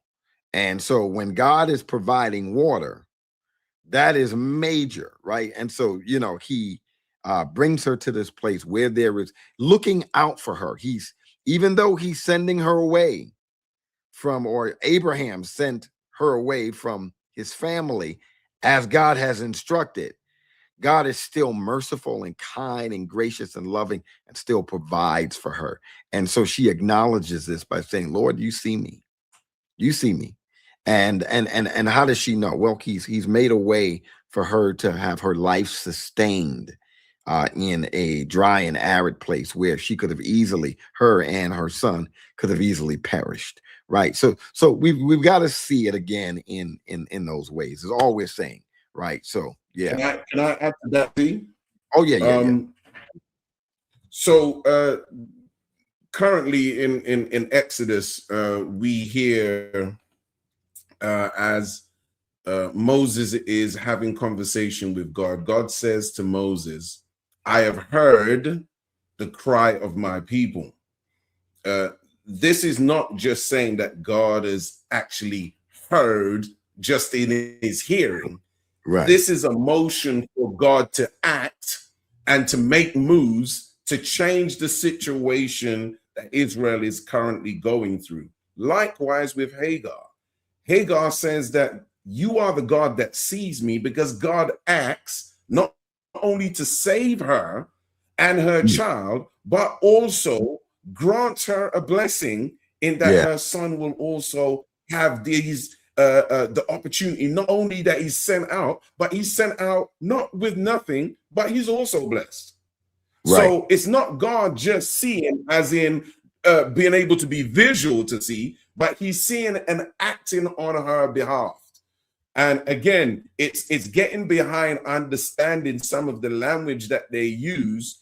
For example, God was long-nosed or short-nosed, talking about being angry or being patient. I mean, we ain't talking about God having anatomy. We're talking about, how men would interpret somebody's anger and describing that or ascribing that to God. So we just have to understand in anthropomorphic terms. Yeah. Exactly my point. Yeah. That's good. That's good. Any other place we want to visit before we start landing the plane? Any other chapter, any other text? Well, I wanted to just embellish this whole name thing again. Let's ride on that. Yeah. Because that's good. In particular, and I thought, Jay, you were going to go to this in Exodus chapter 6, where God says to Moses in verse 2, where he says, God spoke to Moses and said to him, I am the Lord. I appeared to Abraham, to Isaac, and to Jacob as God Almighty. But by my name, the Lord, I did not make myself known to them. Well, hold on now. That's good, Rick. Yeah. Abraham knew he calls God Yahweh, because in the text, in the Hebrew, it's the covenant name, Yahweh. Yeah. So is this a contradiction? This is another place where the names are we're focusing on what they functionally do, not just that did they know the name or the use of the name. It's about what the name is doing and what it's doing in context. Because obviously the fathers did know Yahweh. They knew that name. But when Moses is recording this in chapter 6 and differentiating between God Almighty and Yahweh himself, he is indicating that in the past, God was the promiser, but now God will be the performer. And so he's utilizing the difference there, as saying, I revealed myself as God Almighty, but to you, I will reveal myself as the one who has kept the promises that were made to these fathers here. And so the difference is on the basis of promise and performance.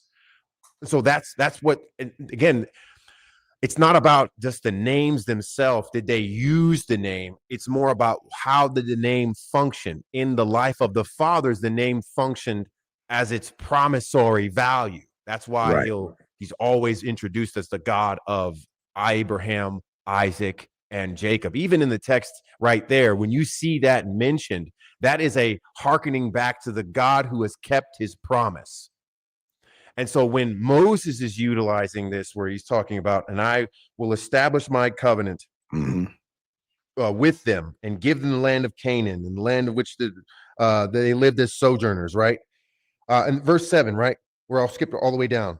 I will take you to be my people, and I will be your God, and you shall know that I am the Lord your God. Again, what God does is he uses these events so that he can reveal who he is in time and space to the people.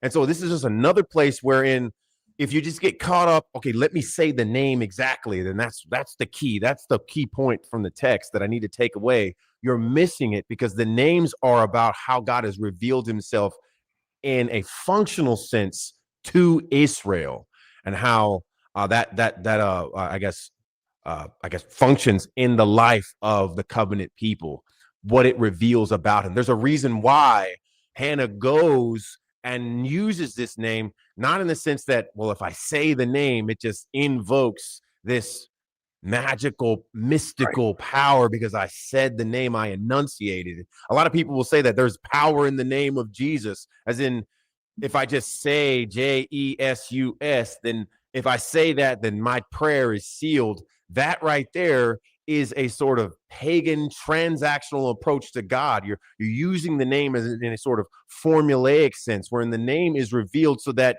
you can remember who you are to provide and to present and to give your petitions to. The reason why you're calling on God is because he is the only one who can provide, because he has revealed himself as the provider. And it's not as if you just use the name that then therefore you have the magic formula that gets you the answer that you desire. Again, that is transactional. That is rejected in the text. That is to engage in a relationship with God in a pagan way. You should not continue on in that frame as a believer. You shouldn't approach God like that, because that's not how he's desired to be approached. That's good. That's really good. Jay, you want to say something on that? No, I think all has already been said. I think it's just really important. If there's one thing I would say is we have a classic example in the sons of Sceva. They thought the formula to saying in the name of would help them. And the demons turned around and said to them, we know Paul, we know Jesus, but we don't know you. And if we think that the formula is the way that we get to God by just saying the name, no, it's what's behind the name, one, and number two, who authorized you? A good friend says, who taught you? But who authorized you to go? Who authorized you to do the things you're doing? And if that authorization is not from God, then none of that means anything. None of that means anything. And Rick said it earlier on. They said, Lord, Lord. but they had no, and that no there should be known for everyone. That no is not cerebral knowledge, but it's a knowing of relationship and intimate love that God has, or Jesus has, for all those that he is called to himself. So if he doesn't have that love, no matter what you call him, if he doesn't call you, as he said to Peter, you didn't come to me, I called you. Yeah. You didn't call me, I called you. I loved you first. Yeah. I'm looking at this commentary on Genesis and Exodus. The commentator references Kasuto, and he says that it appears in context where fruitfulness is prominent, comparing Genesis 28:3, 35:11, 48:3. While that may be true in Genesis, it is not apparent in other occurrences, particularly not in Job. Oh, sorry about that. He says, but I did not reveal my name Yahweh to them. A literal translation would be, but in my name Yahweh, I was not known to them. And he argues, Kasuto argues, that this language favors the idea that this is not a new revelation of an unknown name, but introduces a further revelation of the character of God. And by name, it references character, which is what both of you were actually saying. And so again, most commentators, that's exactly how they understand it. It's not saying name as improper name, so to speak, but that what's happening with Moses is that there is some continuity with the ways in which God had revealed himself to the patriarchs, but he's furthering that revelation of himself with Moses. So ultimately now Moses will know more about God than Abraham did. He will not have a different revelation of God. He will have a further revelation of God. Just like when we understand God now through the hermeneutical lens of the person of Christ, we understand more about God than Jacob, than Isaac, than Daniel, than Isaiah, than Jeremiah. We don't have a different view of God than they did. We have the same view. Our view is further because it finds its full apex in the revelation, the incarnation of the Son, who fully revealed God. So we are seeing a further revelation. In fact, Christ is as far as that revelation goes. Hebrews 1 and 2, 1 and 1. In times past, he spoke to the prophets, but now he speaks to us through his Son. His Son is as far as that revelation goes. So what we're seeing is this progressive revelation in terms of the way that Yahweh is making himself known more and more. So this suggestion that this is a different name is not, or there was this unknown name before, and now you're knowing this. That's not what's being communicated. And again, I know that's how it sounds, but that's exactly why we don't do exegesis by how it sounds. We have to do exegesis by, well, what do they mean by, you know what I mean? And so just to affirm that, what both of you were getting after there is absolutely true. And essentially almost every commentary that you read on that is going to suggest that in one way or the other, that this is not, because clearly you would have a contradiction in scripture if that were the case, and that's just, it's not the case. So yeah, I saw some questions. Yeah, somebody was saying, based off what we said, it was the 937 podcast. It says, so is it wrong to reverence / acknowledge him or who he is in prayer? And I'm saying, no, it's not wrong to do that. I think because God has revealed himself as our healer or as our provider, we should, when we are in need of healing or we're desirous of it, or we're in need of things, because God has revealed himself, that's why we can go to pray to him. This is, again, just hearkening back to Psalm 46, because tomorrow I'm going to be teaching on it. That's why I'm like always in it currently right now.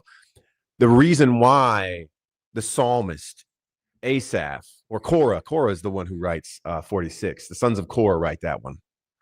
The reason why they can say the things that they can say, especially in relates to how Israel or Zion is in the midst of this chaos, and it seems like the nations are going to rage and overtake them. The reason why they can pray and know that they will be secure is because God has revealed himself as the Lord of armies and the God of Jacob, who is our refuge, meaning from the storm, from the chaos, God is our covering.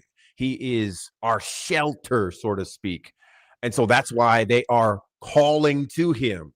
Mm-hmm. And so I think it's right to pray in that way. But the problem, I think what we're trying to distinguish for you is that it's not that you have to say the name in the prayer, because now you're entering in this formulaic thing. I have to say the name, therefore, or otherwise it won't be secure, or it won't be truly done, or it won't happen because I haven't said the name. It's, if you have that thought process, you're engaging in it, I would say, incorrectly. But if it's the thought process of saying, well, because God has revealed this about himself, I can now bring this petition to him, I think it's right. I think that's what God desires. He wants us to know. That's why in when I read in Exodus 6, the fact that God is now about to act is so that Israel will know that he is the Lord, their God. That's why he's acting, so they will know something about him, not so they can just recite the name and therefore it will corroborate their prayer. That's the difference. Exactly. Good stuff. So we'll you can ask a question in the chat, or you can even come up. So we'll allow anybody who and you don't have to be brave just because we're not going to jump on you, but if you've got a question, or let's say you even want to kind of go back and forth a little bit with us, push back a little bit, and you feel like you've got some real legitimate basis for doing it, come on up and talk with us, right? We'll treat you with respect and kindly. And so come on up. That's the link.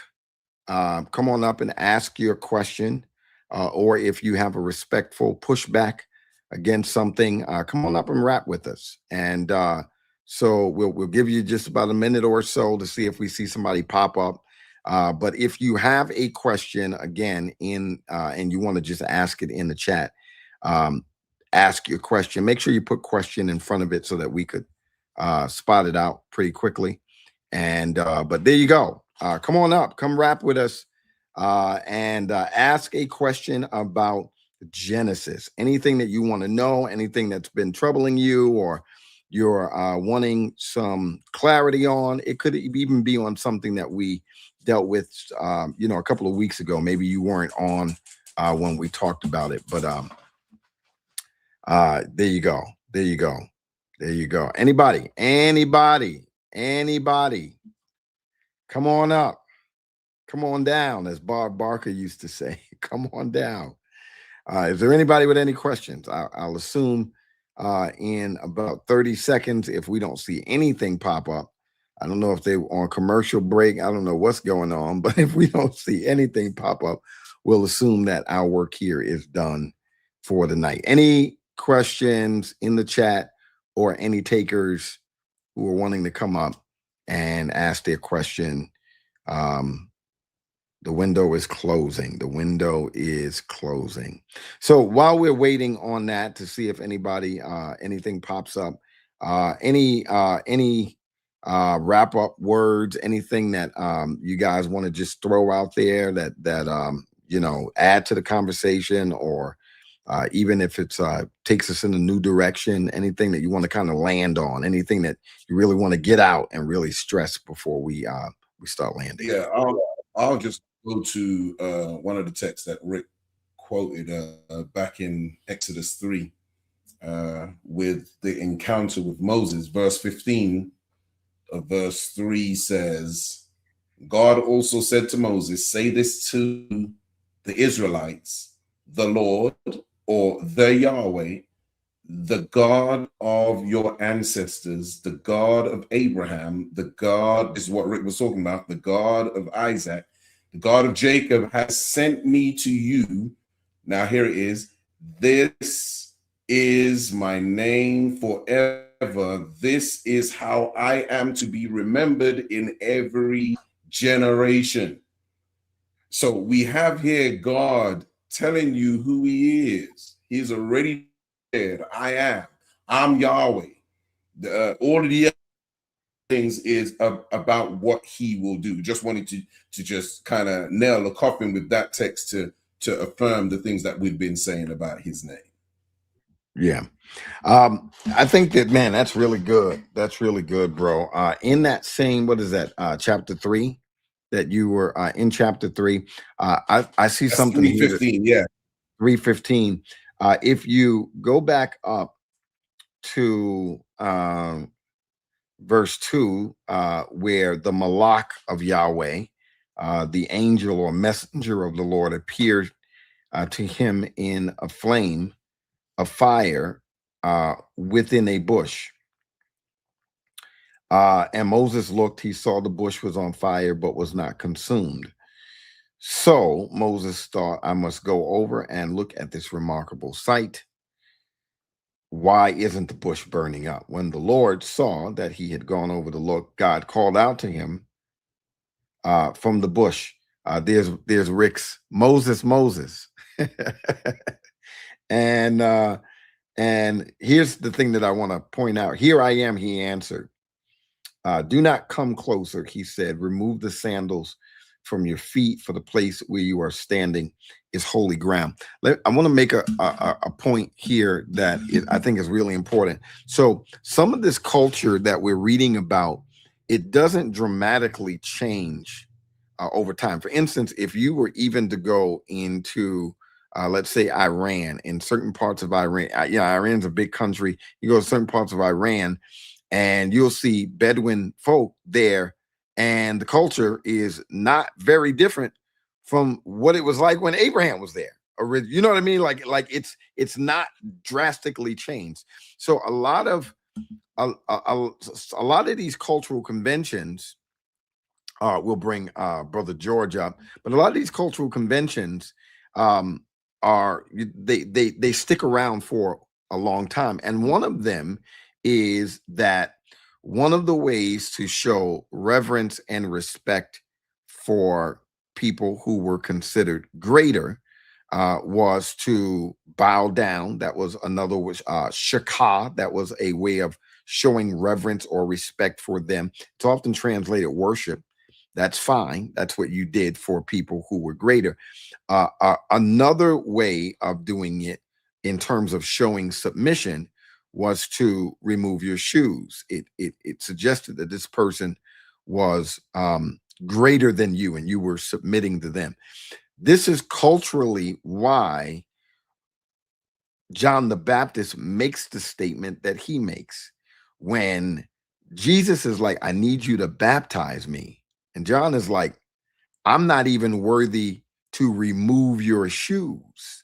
He's saying, you shouldn't be submitting to me. I should be submitting to you, is what he's saying. And this grows out of a long held cultural type convention. And you could see remnants of that still around in the Second Temple period. And so sometimes aspects of culture hang on for a really, really, really long time. And you can see carryovers of long held culture, thousands of years later, even, right? And there are aspects of that, for instance, still sticking around in some Bedouin cultures. For instance, if you go and you grab hold of the tent peg of the chieftain, he has the right to forgive and even bring you into his tent and cover you. And you see that kind of culture going on in the Old Testament, in the ancient Near East. And you still have Bedouin cultures today that are practicing these kinds of behaviors even till this day. So I thought that was interesting there in the text, this notion of submitting. Moses is coming closer to God, and God's like, you got to submit first. The ground you're standing on is holy. Take off your shoes, right? And it's not because the dirt is holy, is not what he's saying. He's telling Moses is you recognize as you come closer and you recognize that I'm God.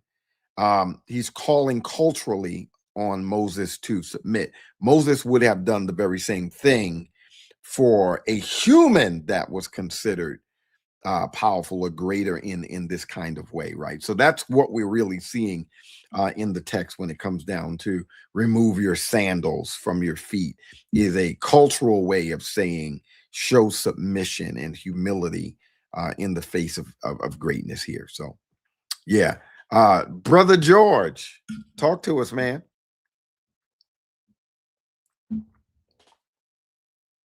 Brother George, I think your mic is still muted. There you go. Can you guys hear me? We can hear you now. Hey, God bless you, brothers. It's an honor and a privilege to be on your panel. My question is going back to the Tower of Babel, right? Mm-hmm. When God configured the languages, right? That, from based off the text, it's because of their rebellion and their sin, right? And because God is an all-knowing God, whether we obey his word or not, he has an answer for everything that we do. So even though, his plan was supposed to go one way, but the people did something different, he still had an answer for it.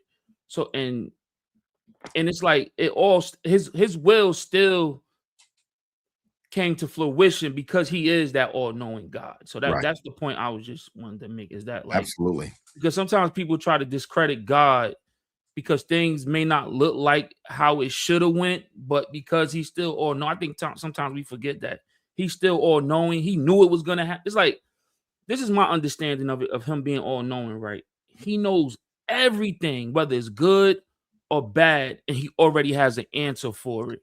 So with that, it's like, it may not look like how you think it should go, but God still has an answer for it down the road.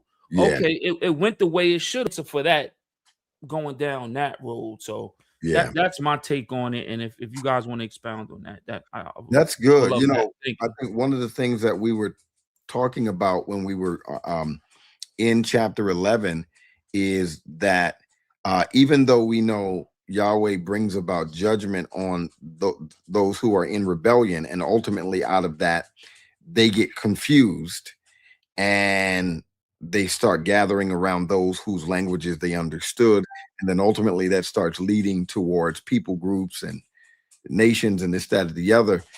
Where we were landing on that is that even though Yahweh uses confusion and sin and judgment to ultimately bring about his plan, the reason we said, well, that was his plan, we're leading with that. And the reason we're leading with that is because otherwise we'd have to end up concluding that sin is driving the narrative rather than God. Right. And so what ultimately ends up happening is what God wanted to happen. He just accomplishes it even through their rebellion. But sin is not driving the narrative. God is sovereignly driving the narrative. Right. And so so that really speaks to what you were just talking about. It really starts with God and it ends with God. God is bookending the narrative. What ultimately ends up happening is because he's sovereign. And so even though he brings about judgment, he still accomplishes what he intended. So God's on both ends of it. Right. And so I agree with what you're saying there, man. Good stuff. I think another way to help understand this is what Joseph says about what his brothers meant and what God meant it for. There you go. right there. I think that captures that idea right there. Good stuff, Rick. Excellent. Good. Michael King. All right. Yes, indeed. Good to see you, brother. Hey, how y'all guys doing? Can you hear me? Doing good. Good. Just want to say again, congratulations to you, man. Thank you. On the doctorate. God bless you on that. I have a question. Just wanted to ask, and I think it was mentioned a little bit earlier in Genesis chapter 17, where uh, Abraham is asking God if Ishmael could be the one. And so my question is, when Abraham What had chapter? What chapter is relations that? with chapter 17, Okay. verse, I believe it's verse 18, somewhere around there. Okay. So my question is, when Abraham and and Hagar have Ishmael, and then that time in between, before God reveals that uh, he was going to have a child with Sarah. Um, why would God allow that span of time for Abraham to have Ishmael and believe that Ishmael was the one, and not like when it initially happened, God would have intervened and said, you know, you messed up or anything like that. So I'm just wondering, like, why that allowance of time for Abraham to be raising Ishmael to assume that he would be the one that God said that the promise would be.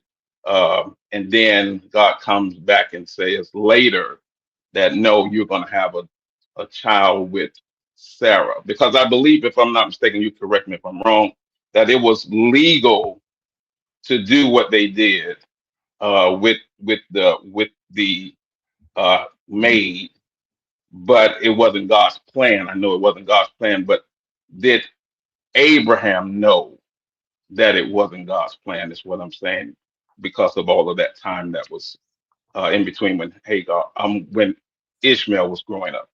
So let me ask you this: if you can summarize that question, like in just a synopsis, because I think I'm understanding you, but I'm not sure. Like, Okay, narrow your question down as best as possible. gotcha. Yeah. Okay, so Ishmael is older by the time God says to Abraham, Sarah is going to have a child. So my question is, uh, why do you think it was that length of time before God revealed to Abraham that it would be the child would come through Sarah? I don't know why there's a I can't I can't speak to why there's a length of time. I can say this though, that throughout the patriarchal narratives, the firstborn is the one that God chooses. That is just something that's a theme that's just running through it. Like the Hmm. literal firstborn, the one in sort of first order as far as precedence, or not precedence, but just like chronology is concerned, is not usually not the one that's the firstborn. You see that with Esau and Jacob. You see that Right. even with Jacob's sons. I think Joseph is not the technical firstborn, but he is treated as such. I mean, he's presented as that. That's what Jacob is intending to treat him as when he presents him as with the coat of many colors. And of course, God corroborates that because Joseph does end up being and functioning in that regard of saving his family, functioning as that firstborn who has that responsibility to continue the family on. I think what's happening here in this text, like you said, and I like how you mentioned that this is legal. The surrogate sort of pregnancy is a legal thing. A woman could use her handmaid, and then the baby that is had through that copulation is treated as her child. And Mhm. so I think this is Abraham trying to express faith. He's saying, look, God says we're going to have a kid, so let's make it active. Let's bring it forth.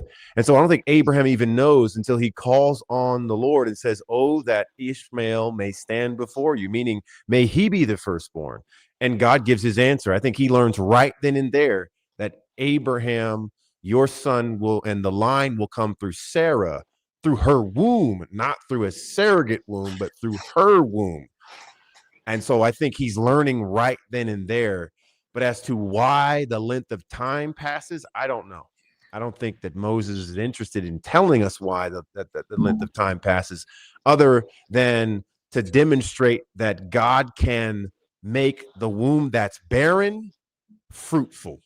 Because I think that would be one of the things that I could confidently say as to why this length of time passes just in Sarah's life. Because even when Sarah hears about it first at the Oaks of Mamre, when those three individuals come, and one of which we know is, we could argue effectively that it's a pre-incarnate son of God there, that meets and says, in a year from now I will come back and Sarah will have a child. She laughs. She's like, I'm too old to have a kid, right? And I think that the length of time and God waiting is just demonstrating that, look, I can bring fruitfulness out of what looks dead and barren. And I think that's another theme, especially with the matriarchs that you see in the book of Genesis. God speaks into the Itzabon. Now, this is harkening back to Genesis 3, the difficulty that will be had in the conception, the pregnancy, the childbearing, all of that will be mitigated in and through this covenant that God has made with Abraham. And that's why I think Sarah is barren, but from her barren womb comes forth some fruitfulness.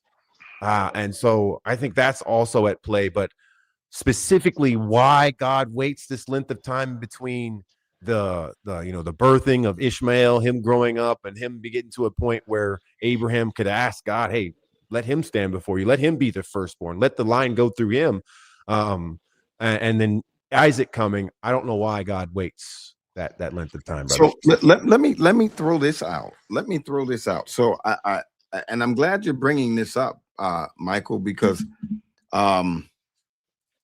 so when does Abraham get the idea that he's even going to have an offspring? I think in some senses we were reading the chronology backwards, right? Like, when does he get the idea? Because oftentimes we'll say, oh yeah, he went to Hagar because he just wasn't really trusting God. And what I'm saying is, obviously Yahweh does say to Moses in 12 that through your offspring, your seed, all nations of the earth are going to be blessed. He doesn't really elaborate on that, right? And you don't really see explanation of that. Obviously, that indicates that Abraham is going to have some offspring in order for the seed to be this blessing to all the nations. I'm not sure if Abraham understands that at this point. Here's why I'm saying that. Because when we get to 16, the thing that prompts, as you mentioned, the situation with Abraham and Hagar is not him going to her because he's looking for God to bring about, and I don't know how you're going to bring about this seed. It's because Sarah went to Abraham and said, because I think that the Lord has shut up my womb, perhaps you should go and have a child with Hagar. I don't think that has anything to do with this notion of this firstborn that's supposed, this promised son at this point. I don't think Abraham knows anything about a promised child. I think he, like any man, hoped to have had a son to leave an inheritance to, and had probably given up on that, considering the fact that he's old and his wife is old. Well, she had at least given up on that fact, and so she says to Abraham, "Look, I'm already way too old for this, that, and the other." And when you don't have a child up to a certain point, culturally, they thought this was the Lord maybe punishing them. So she says in the text, not God said, she said, God has made me barren. and suggest that Abraham should do it. The reason I'm saying all of that is to say that it is only after this, in chapter 17, when Abraham does that, and he goes and he sleeps with Hagar, and then she starts acting like she's the number one, and Sarah gets a little jealous, and this, that, or the other. When she runs out, this is when Yahweh catches up with Hagar and tells her she's pregnant, and even tells her, you're going to even name him Ishmael, so forth and so on. And so the reason I'm saying that is, here's what happens right after that. Right after that incident, it says, when Abram was 99 years old, the Lord appeared to him, saying, I am God Almighty, live in my presence and be blameless. I will set up my covenant between me and you, and I will multiply you greatly. This is the second and only the second time he's expanding on what he said in 12, with any particular reference to Abraham actually having some child that God is particularly promising. And so look at what it says. Then Abram fell face down. God spoke to him. As for me, here is my covenant with you. You will become the father of many nations. Your name will no longer be Abram. Your name will be Abraham. For I will make you the father of many nations. I will make you extremely fruitful, and I will make nations and kings come from you. I will confirm my covenant. That is, watch this, between me and you and your future offspring throughout their generations. It is a permanent covenant to be your God and the God of your offspring after you, and to you and your future offspring, I will give the land where you are residing.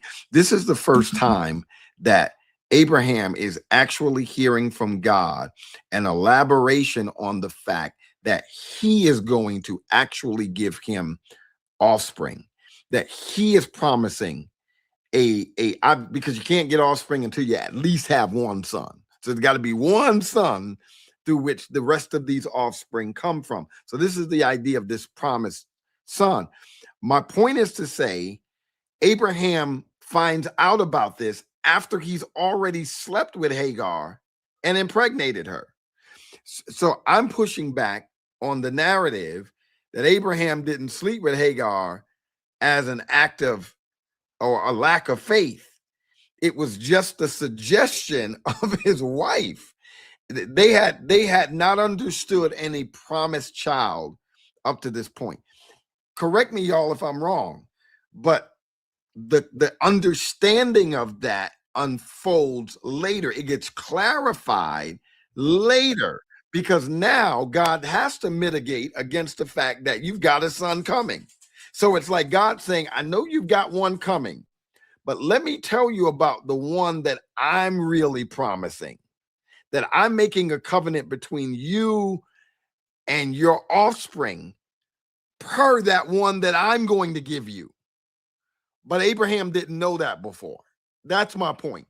God is now saying that in light of the fact that Abraham is about to have a son named Ishmael, and God's now saying, that's not the one that I'm going to give you. But so Abraham did not act in some hasty way to say, let me help God out, right? Because he doesn't know about some promised son until God clarifies his original covenant from 12. If I'm on bad ground, y'all, come talk to me. Help me out with that. I think chapter 15 kind of muddies that up, though, because in 15 he says, after these things, the word of the Lord came to Abram in a vision. Fear not, Abram, I am your shield. Your reward shall be very great. But Abraham said, O Lord God, what will you give me? For I continue childless. Mm-hmm. The heir of my house is Eleazar of Damascus. And Abram said, behold, you have given me no offspring, and a member of my household will be my heir. And behold, the word of the Lord came to him. This man shall not be your heir, your very own son shall be your heir. Okay. Okay. And he brought him outside and said, look. And then of course we know what he tells. He shows them the stars and the Right. sands, and he says, this is how your descendants will be. And so I think that phrasing there does indicate that God will give him a son. And because he's asking, how am I going to know? I mean, you've promised me in 12 that I will have this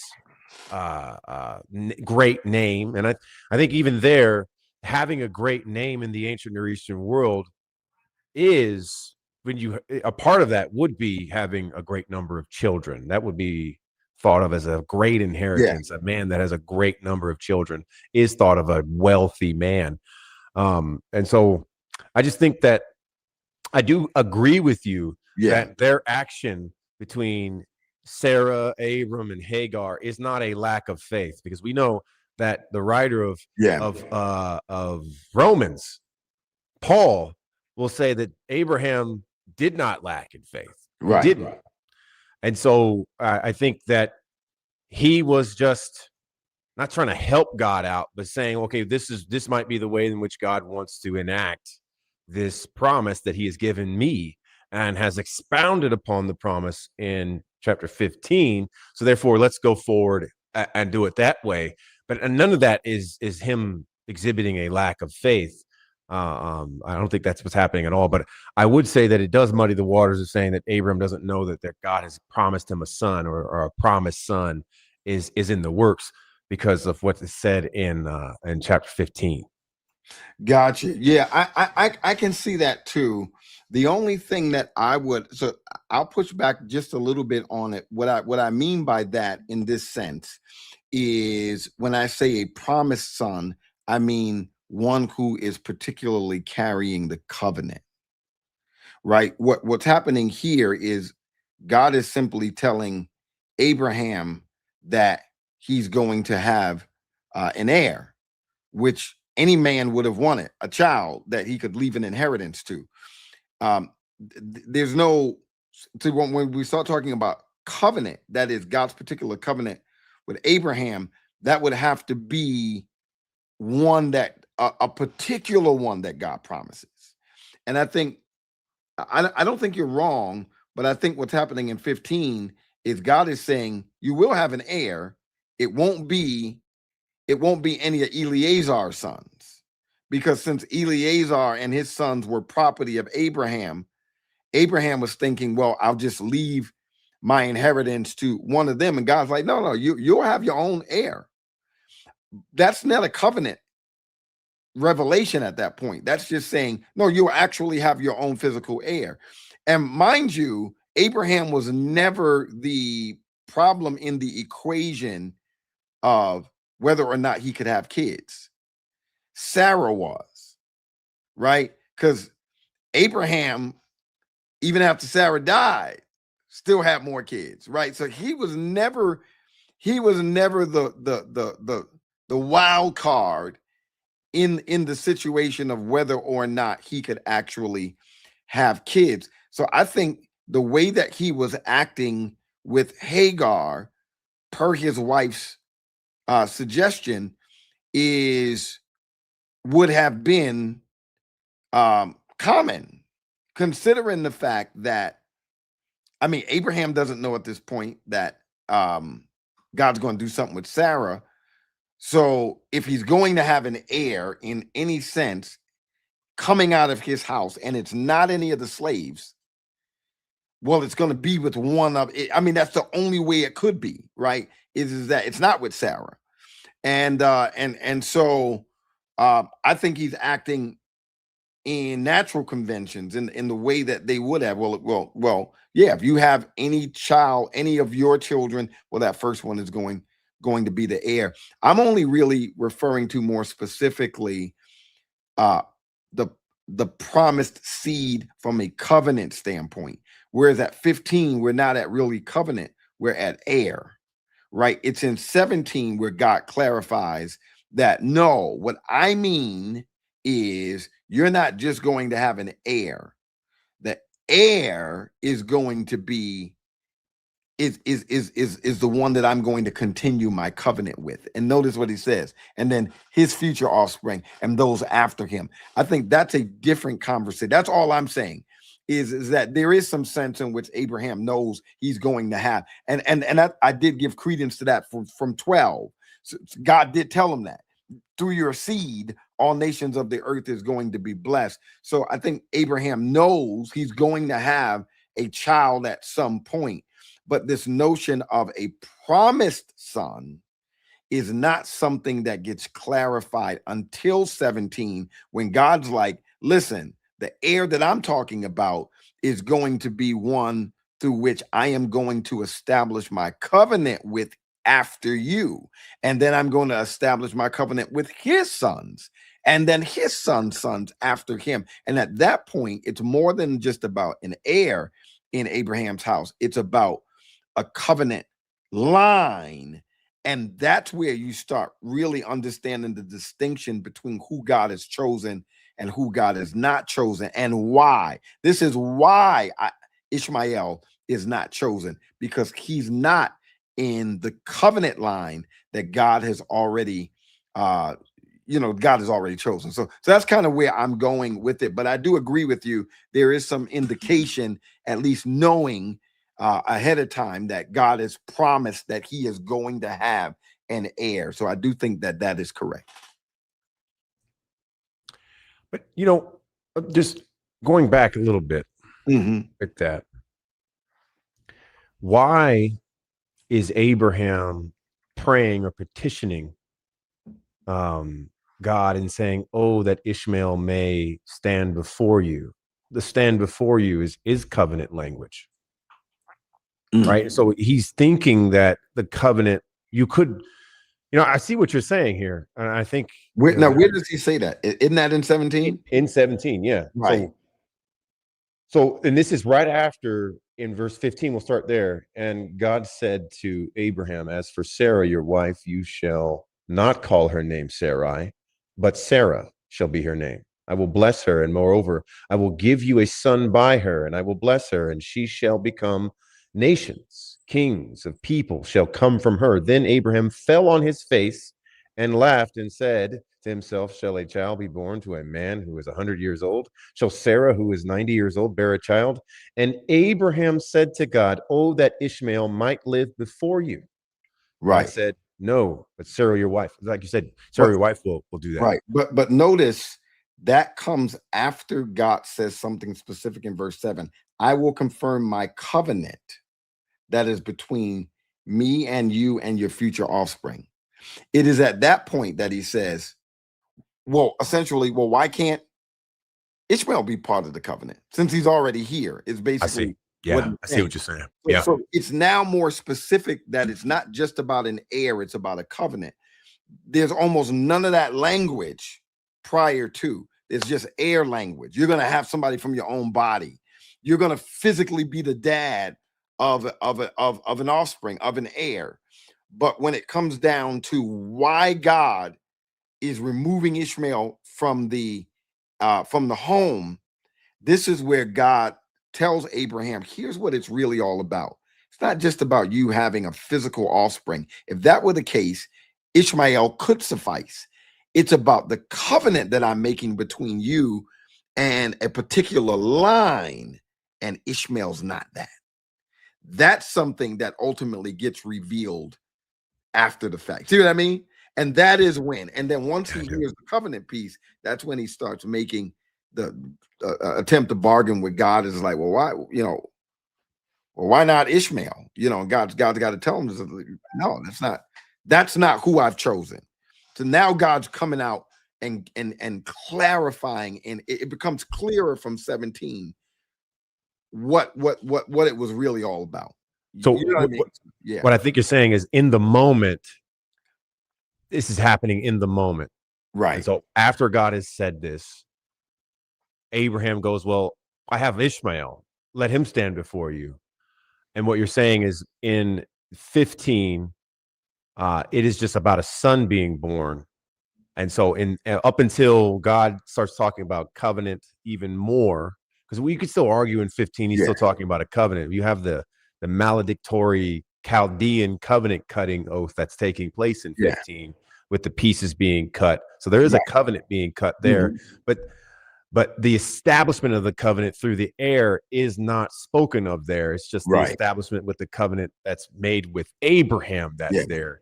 And then the continuing of it is now being in view here, wherein God starts talking about it in verse 7. And then Abraham in the moment says, look, I have Ishmael. Let him stand before you. And God's like, no. Let's do the math, right? Remember when we were in 10 and 11, what we said? God had a plan. People tried to get in and do what they wanted to do. And God still utilized that to ultimately still bring about what he wanted. Okay, God has a plan. I think look at what Moses is doing. God has a plan, right? Yet, Abraham doesn't fully understand what God's plan is. And he's doing, well, he did say I was going to end up having an heir. I can't have one with my wife. And he's already told me that heir won't be any of the slaves in my house. I probably should just listen to what Sarah is saying and then just have the heir with the concubine. And that just makes sense to him. Now, that's not what God planned, but that's the way that they thought it would go.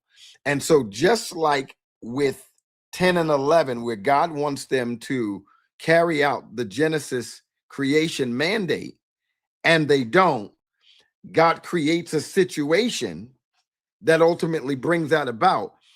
I argue that the rift between Sarah and Hagar was instigated by God to ultimately bring Abraham to recognize what God was really wanting the whole time.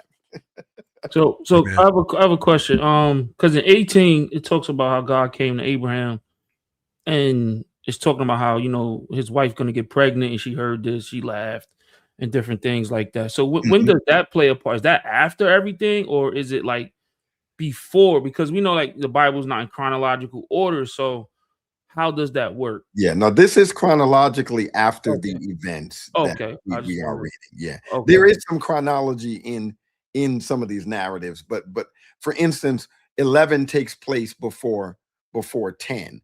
But we recognize that because the narrative essentially creates what you would call a parenthesis. And so we know for a fact that was chronologically before, but these events are happening sequentially in a chronological way. So 18 occurs chronologically after the events of 17 and the events of 16. But that's a good call out though, because there are places where the point of the story is not following a particular chronology, but that doesn't mean that chronology doesn't exist in the narratives itself.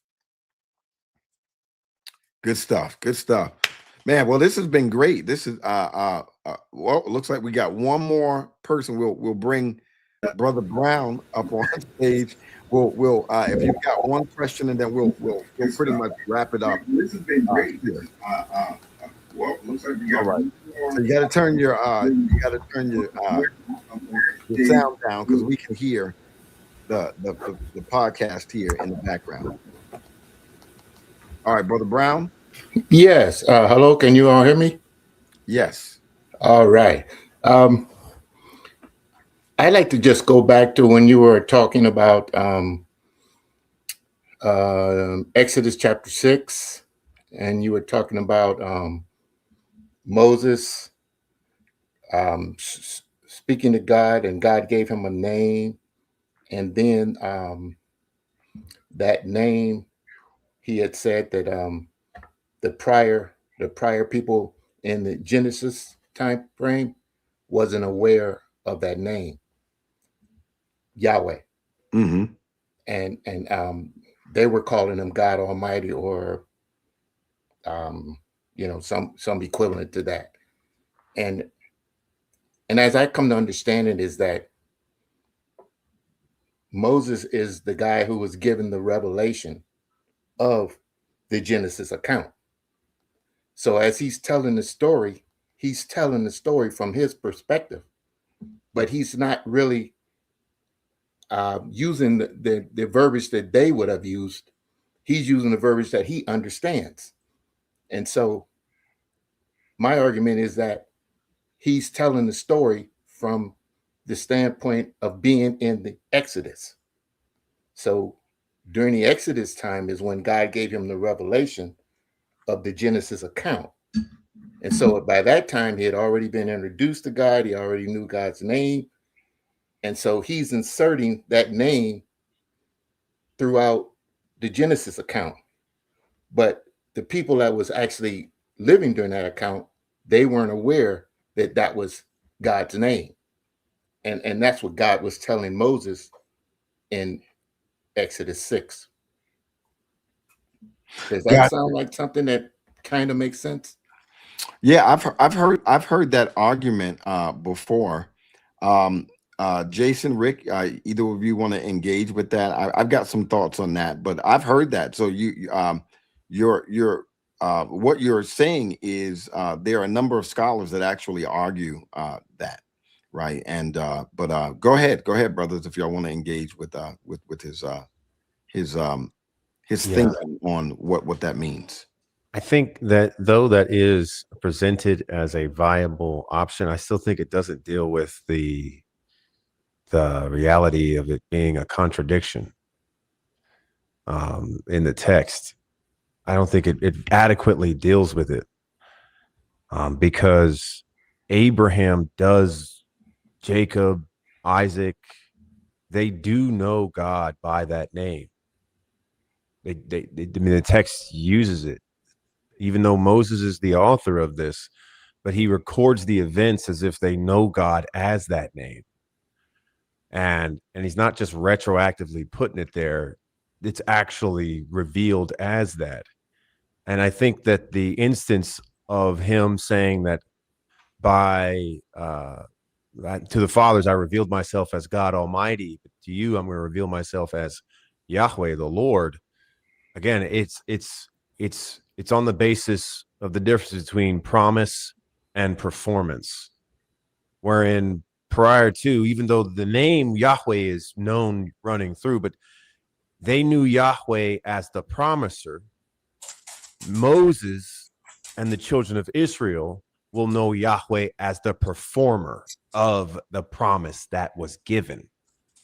And that's the real difference. And so when it's read through that way, it completely eliminates this idea of a contradiction, because the point of why Moses is saying, or God is saying this to Moses, is now, again, when you go down to verse 7, I believe, where it says, I will take you to be my people, and I will be your God, and you shall know that I am the Lord your God, who has brought you out from under the burden of the Egyptians.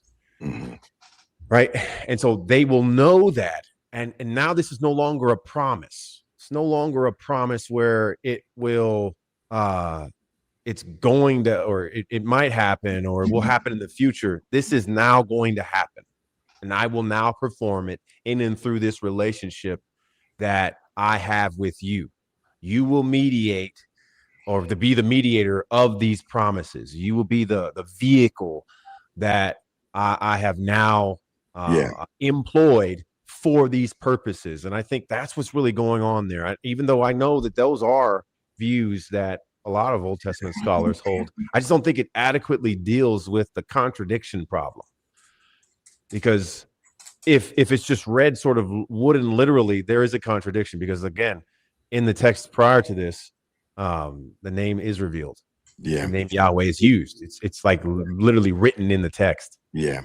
I agree with what you're saying, Rick, and to confirm that in the text, and even what, again, the Casuto was saying there. He had mentioned, where's Casuto's statement? Casuto mentioned that the language favors the idea that this is not a new revelation of an unknown name, but introduces a further revelation of the character of God. I think verse 4 helps us to see that a little clearer. 4 and 5. it says, I also established my covenant with them to give them the land of Canaan, the land they lived in as aliens. Furthermore, I have heard the groanings of the Israelites, whom the Egyptians are forcing to work as slaves. I have remembered my covenant. Therefore, tell the Israelites, I am the Lord. And I notice, I am the Lord. Tell them who I am. Watch this, though. Here's the furthering of the revelation. Not that the patriarchs didn't know the Lord. Here's another way that the Lord is going to be known that was not known by the patriarchs. Notice, I am the Lord, and I, Yahweh, will bring you out from the forced labor of the Egyptians and rescue you from slavery to them. I will redeem you with an outstretched arm and great acts of judgment. This is a way that Yahweh had not revealed himself prior to. He had not revealed himself as a deliverer, as a rescuer, because his people had not been in any kind of captivity before. I think this is the iteration of revelatory character that that Moses is talking about here in that verse.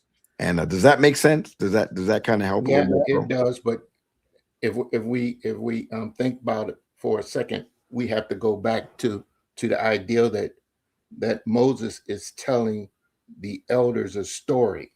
We agree with that. Like a fireside chat, or if you will. And he's describing from the beginning how God has showed him how he created all things, the Adam and Eve story, the flood. So he's telling all of these stories. And as he's telling the stories, he's telling it from his perspective as being under the law. So he's showing them how God, even in the beginning, had the law in mind.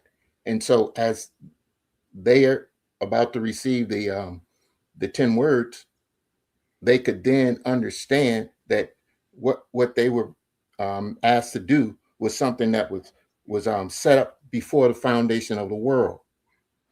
And as such, God was indoctrinating them in a way that they would be able to understand, even though they didn't have much education, that they would be able to understand who he is, what he was all about, and how he began to explore and extend on his understanding, that they would be able to understand, because they were primitive people. They had just come out of bondage.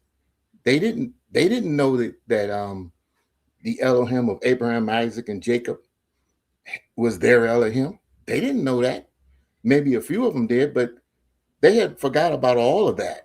They had to be retaught all of these things. And Moses is telling them a story so that they could be brought up to speed. And as he introduces the name, which he did in the second chapter of Exodus, I mean, not Exodus, but Genesis, he introduced the name Yahweh, Lord God, Yahweh Elohim. He introduced that name, and then he began to expand on it. But it just came out of nowhere when he introduced that name.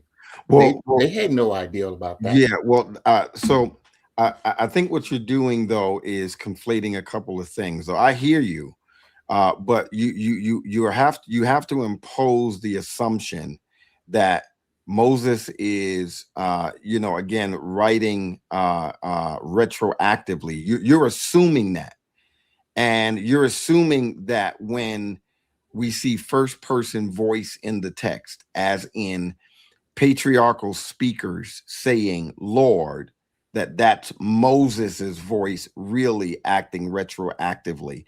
That's an assumption that you are imposing on the text. I can't go with that, because I have to trust that the first person voice is actually their voice. And even though Moses is writing it as the narrator, he's also using their voice. Now, here's the thing. These people lived a long time before Moses. So how would Moses know about that if God didn't reveal it to him? So that's my point. Either God, no, but what I'm saying is God's revealing it to him truthfully. So when Moses writes that Abraham said, Lord, God is revealing truthfully to Moses that Abraham knew the Lord, because Abraham's own statement is referencing Yahweh. You are arguing that Moses is simply writing retroactively, and that those first person speeches where they are in first person voice saying Lord are not real, that's Moses actually just retroactively putting that there, and that's imposing something on the text that the text is not doing. Further, here's where I would agree with you. I would agree that there's a generation in there that's not really walking with the Lord. They have forgotten his ways, and yet as Moses goes back to this generation, he is reminding them about who Yahweh is, and I get all of that. But that doesn't mean, I think that's where the conflation is. That doesn't mean that earlier generations didn't know Yahweh. Them forgetting about Yahweh has nothing to do with forgetting about his name. It has everything to do with forgetting about his who he is, and remembering that they are a covenant community. They had forgotten that, and they started living out their time in Egypt as though it was ultimately where they were supposed to be. And God sends Moses back to remind them that no, you're the covenant community, the offspring of Abraham, Isaac, and Jacob. I've called you out from this place into a place that I want you to be, right? So I just can't agree with this notion that earlier patriarchs didn't know the name Yahweh. I don't think that's anywhere in the text. That's an imposition based on an assumption that the first person readings is really Moses's literary retroaction in the text, and that to me is doing more than what I think the text is calling for. But man, I love you. I love the way you're thinking, though, and I love how you are looking, doing some work there and really thinking deeply about the text. And man, I appreciate you coming up and chatting with us and pushing back. Like, I think that's wonderful. I love the way that you are engaging with the text and thinking about some possibilities there in terms of what that could mean. And we certainly respect your way of looking at it and thinking that, well, here's what I think it could possibly mean. And I'm not 100% on. I'll be honest, I am not 100% on knowing what that means. I have come to the conclusion, though, that here's what I think, because when I look at all of the evidence, the options leave me with choices that create significantly more problems than they actually resolve, like contradictions and this, that, or the other. So when I, deduce what it could mean, and I look at the evidence from earlier, even though I know Moses is the writer, I think landing where I think we've pretty much all landed is a more probable interpretation. But again, we're not being definitive about it. Yeah, go ahead. Let me finish. So let me just ask this question so I understand as well. So Brother Brown, are you saying that away from Israel, Yahweh, the name Yahweh wasn't known at all until chapter 6? Is that what you're saying? Actually, when at the burning bush, he actually used the name Yahweh. Right, but I'm saying it wasn't. Then in chapter 6, he reiterated and said that the Abraham, Isaac, and Jacob did not know me by that name. They knew me by the name El Shaddai, which we call God Almighty. That was the name that they used back in that day. They didn't know him by the covenant name Yahweh. Moses knew him as Yahweh because God introduced him and gave him that name.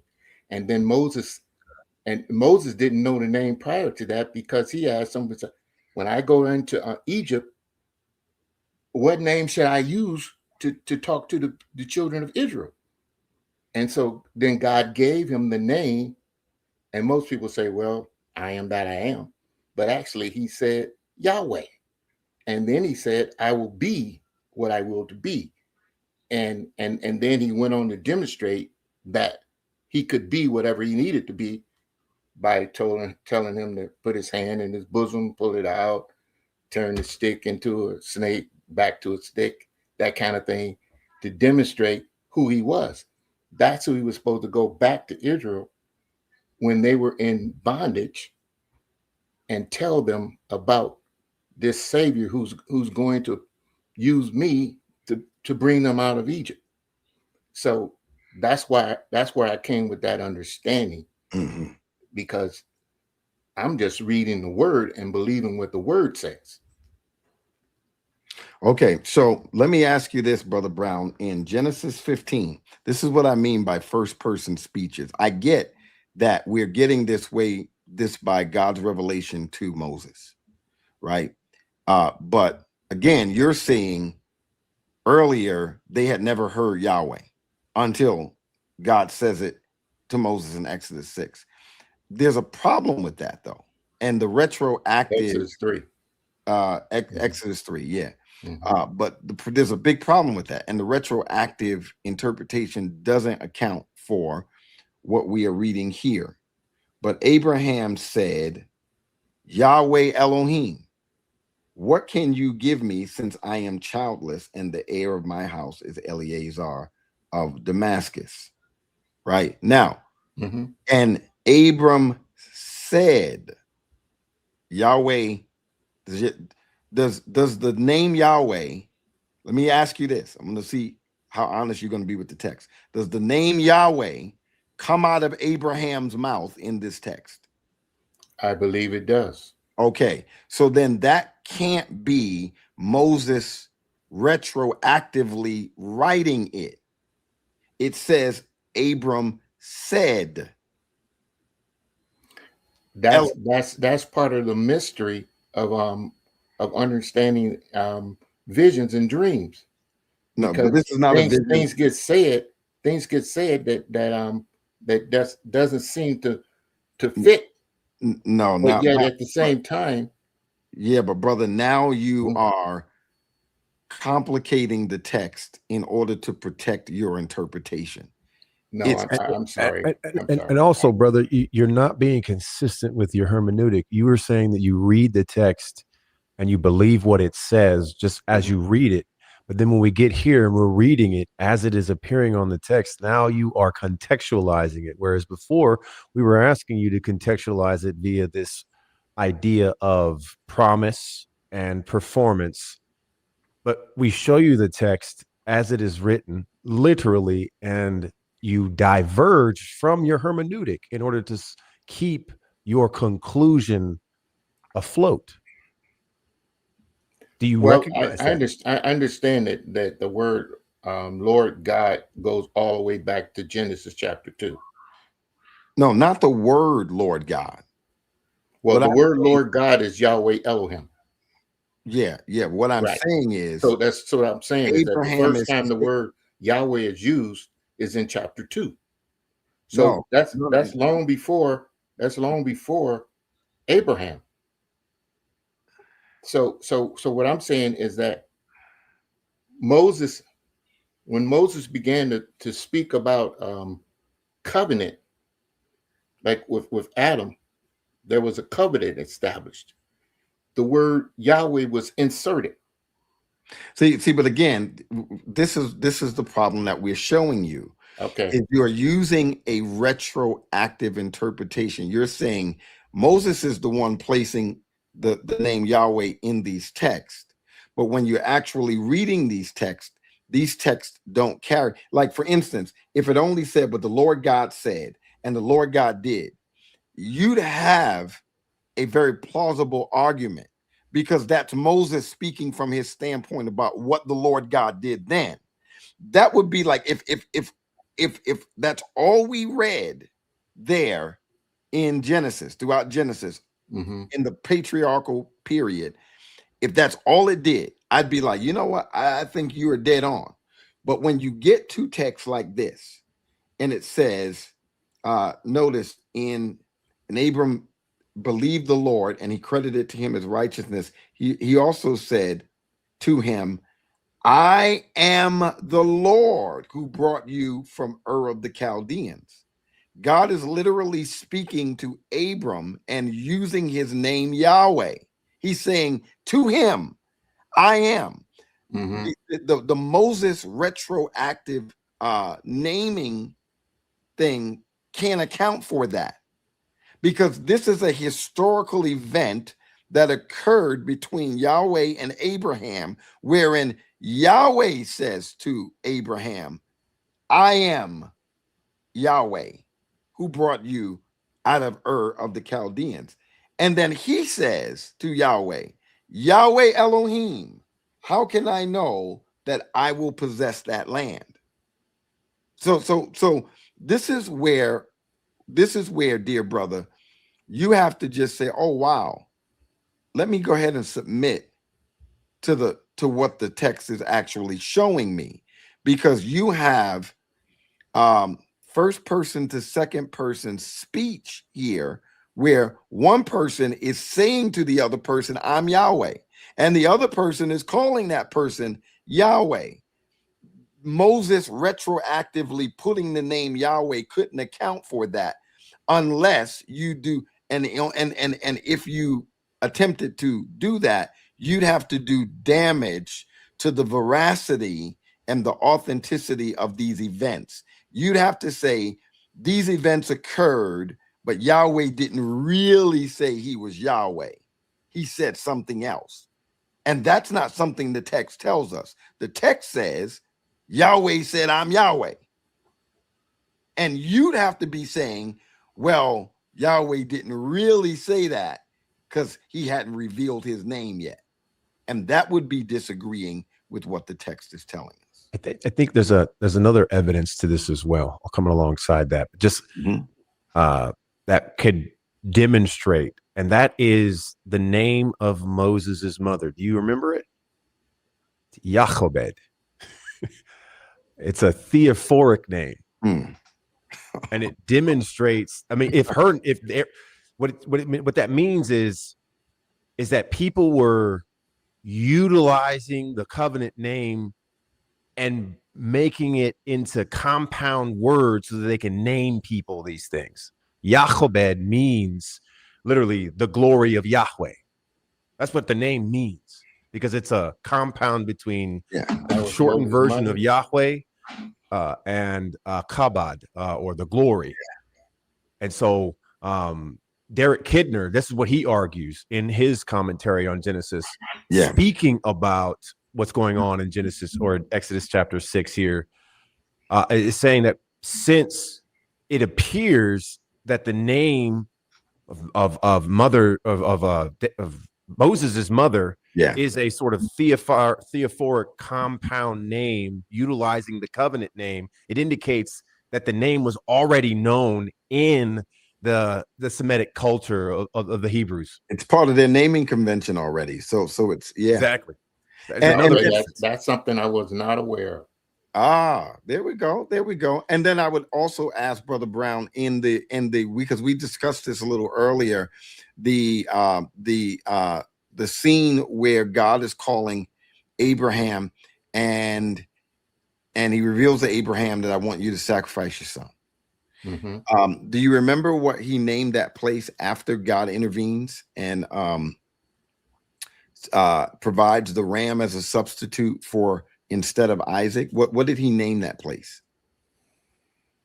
I don't remember, but I remember you said it earlier. Yahweh Yireh. He named the place Yahweh Yireh.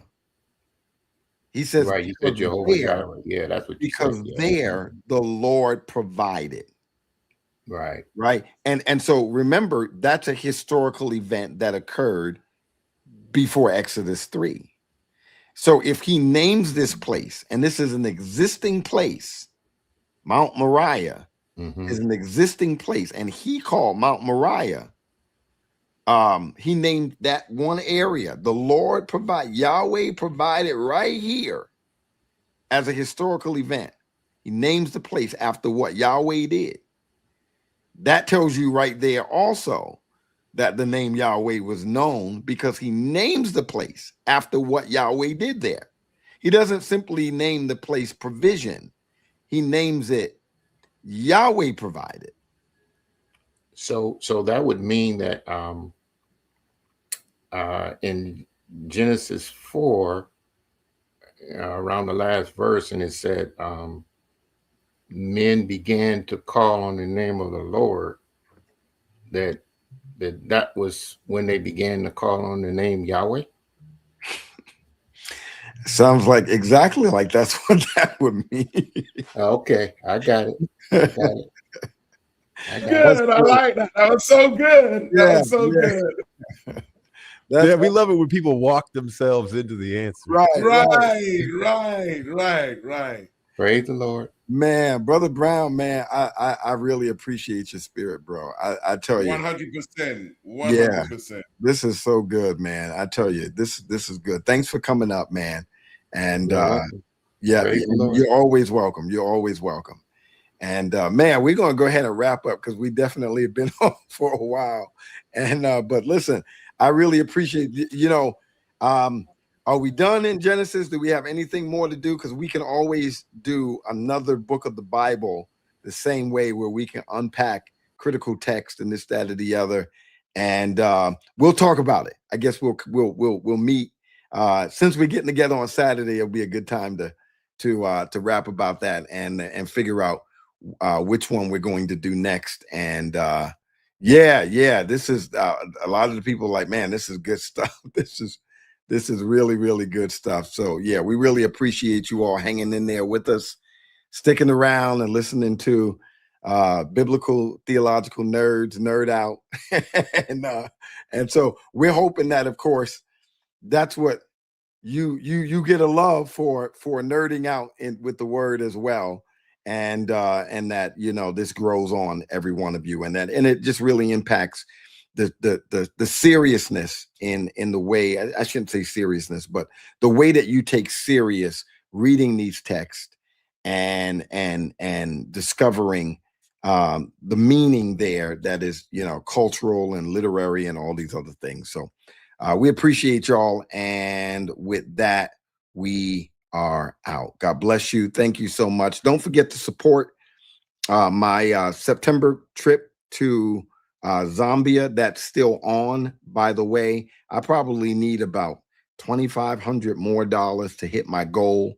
And so if you I've putting up the screen. I don't have it on me right now, but nevertheless,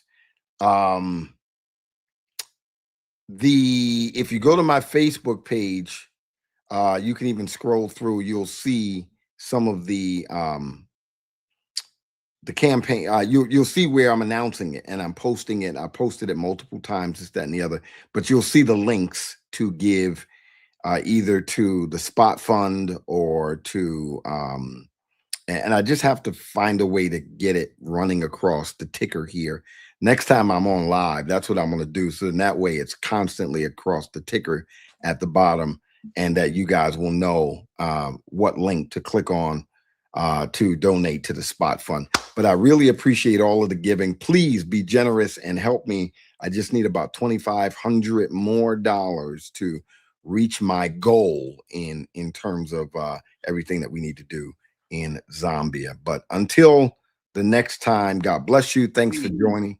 Yeah, go ahead. Just answer the podcast question real quick. You said he asked, how often do you do this? So just respond to that, and then you can close out, bro. Yeah. So there you go. So typically it's on Mondays and then occasionally on Thursdays. The rhythm for me had been thrown off because I was like the last 3 weeks, you hadn't even seen me, which is unusual for me to disappear for three weeks. But that's because I was trying to close the deal on the dissertation defense and this, that, and the other. And so I should be back on regularly on Monday. And if there is a second day, that will alternate between a Wednesday and a Thursday, depending upon availability or whatever. So it's all typically always on Monday. And then alternatively, I'll add a second show on a Wednesday and or a Thursday. Right. So that's typically the regular kind of routine of it. And so I'll start getting back more consistent with it now that I've closed the deal on the whole thing. So you'll start seeing me more regularly. So there we go. Excellent question. Yeah, I do. I need to pin it to the comments or the dispute. You're absolutely right. I appreciate it. Thanks for suggesting that, because that is something that I would be able to do. So we appreciate all of you. Thanks again, Mike King, for showing up, jumping on with us as well. And until the next time, God bless you. But I think that we need to be equipped to the point that we are at least what Peter said. He said, be ready to give an answer, not get ready.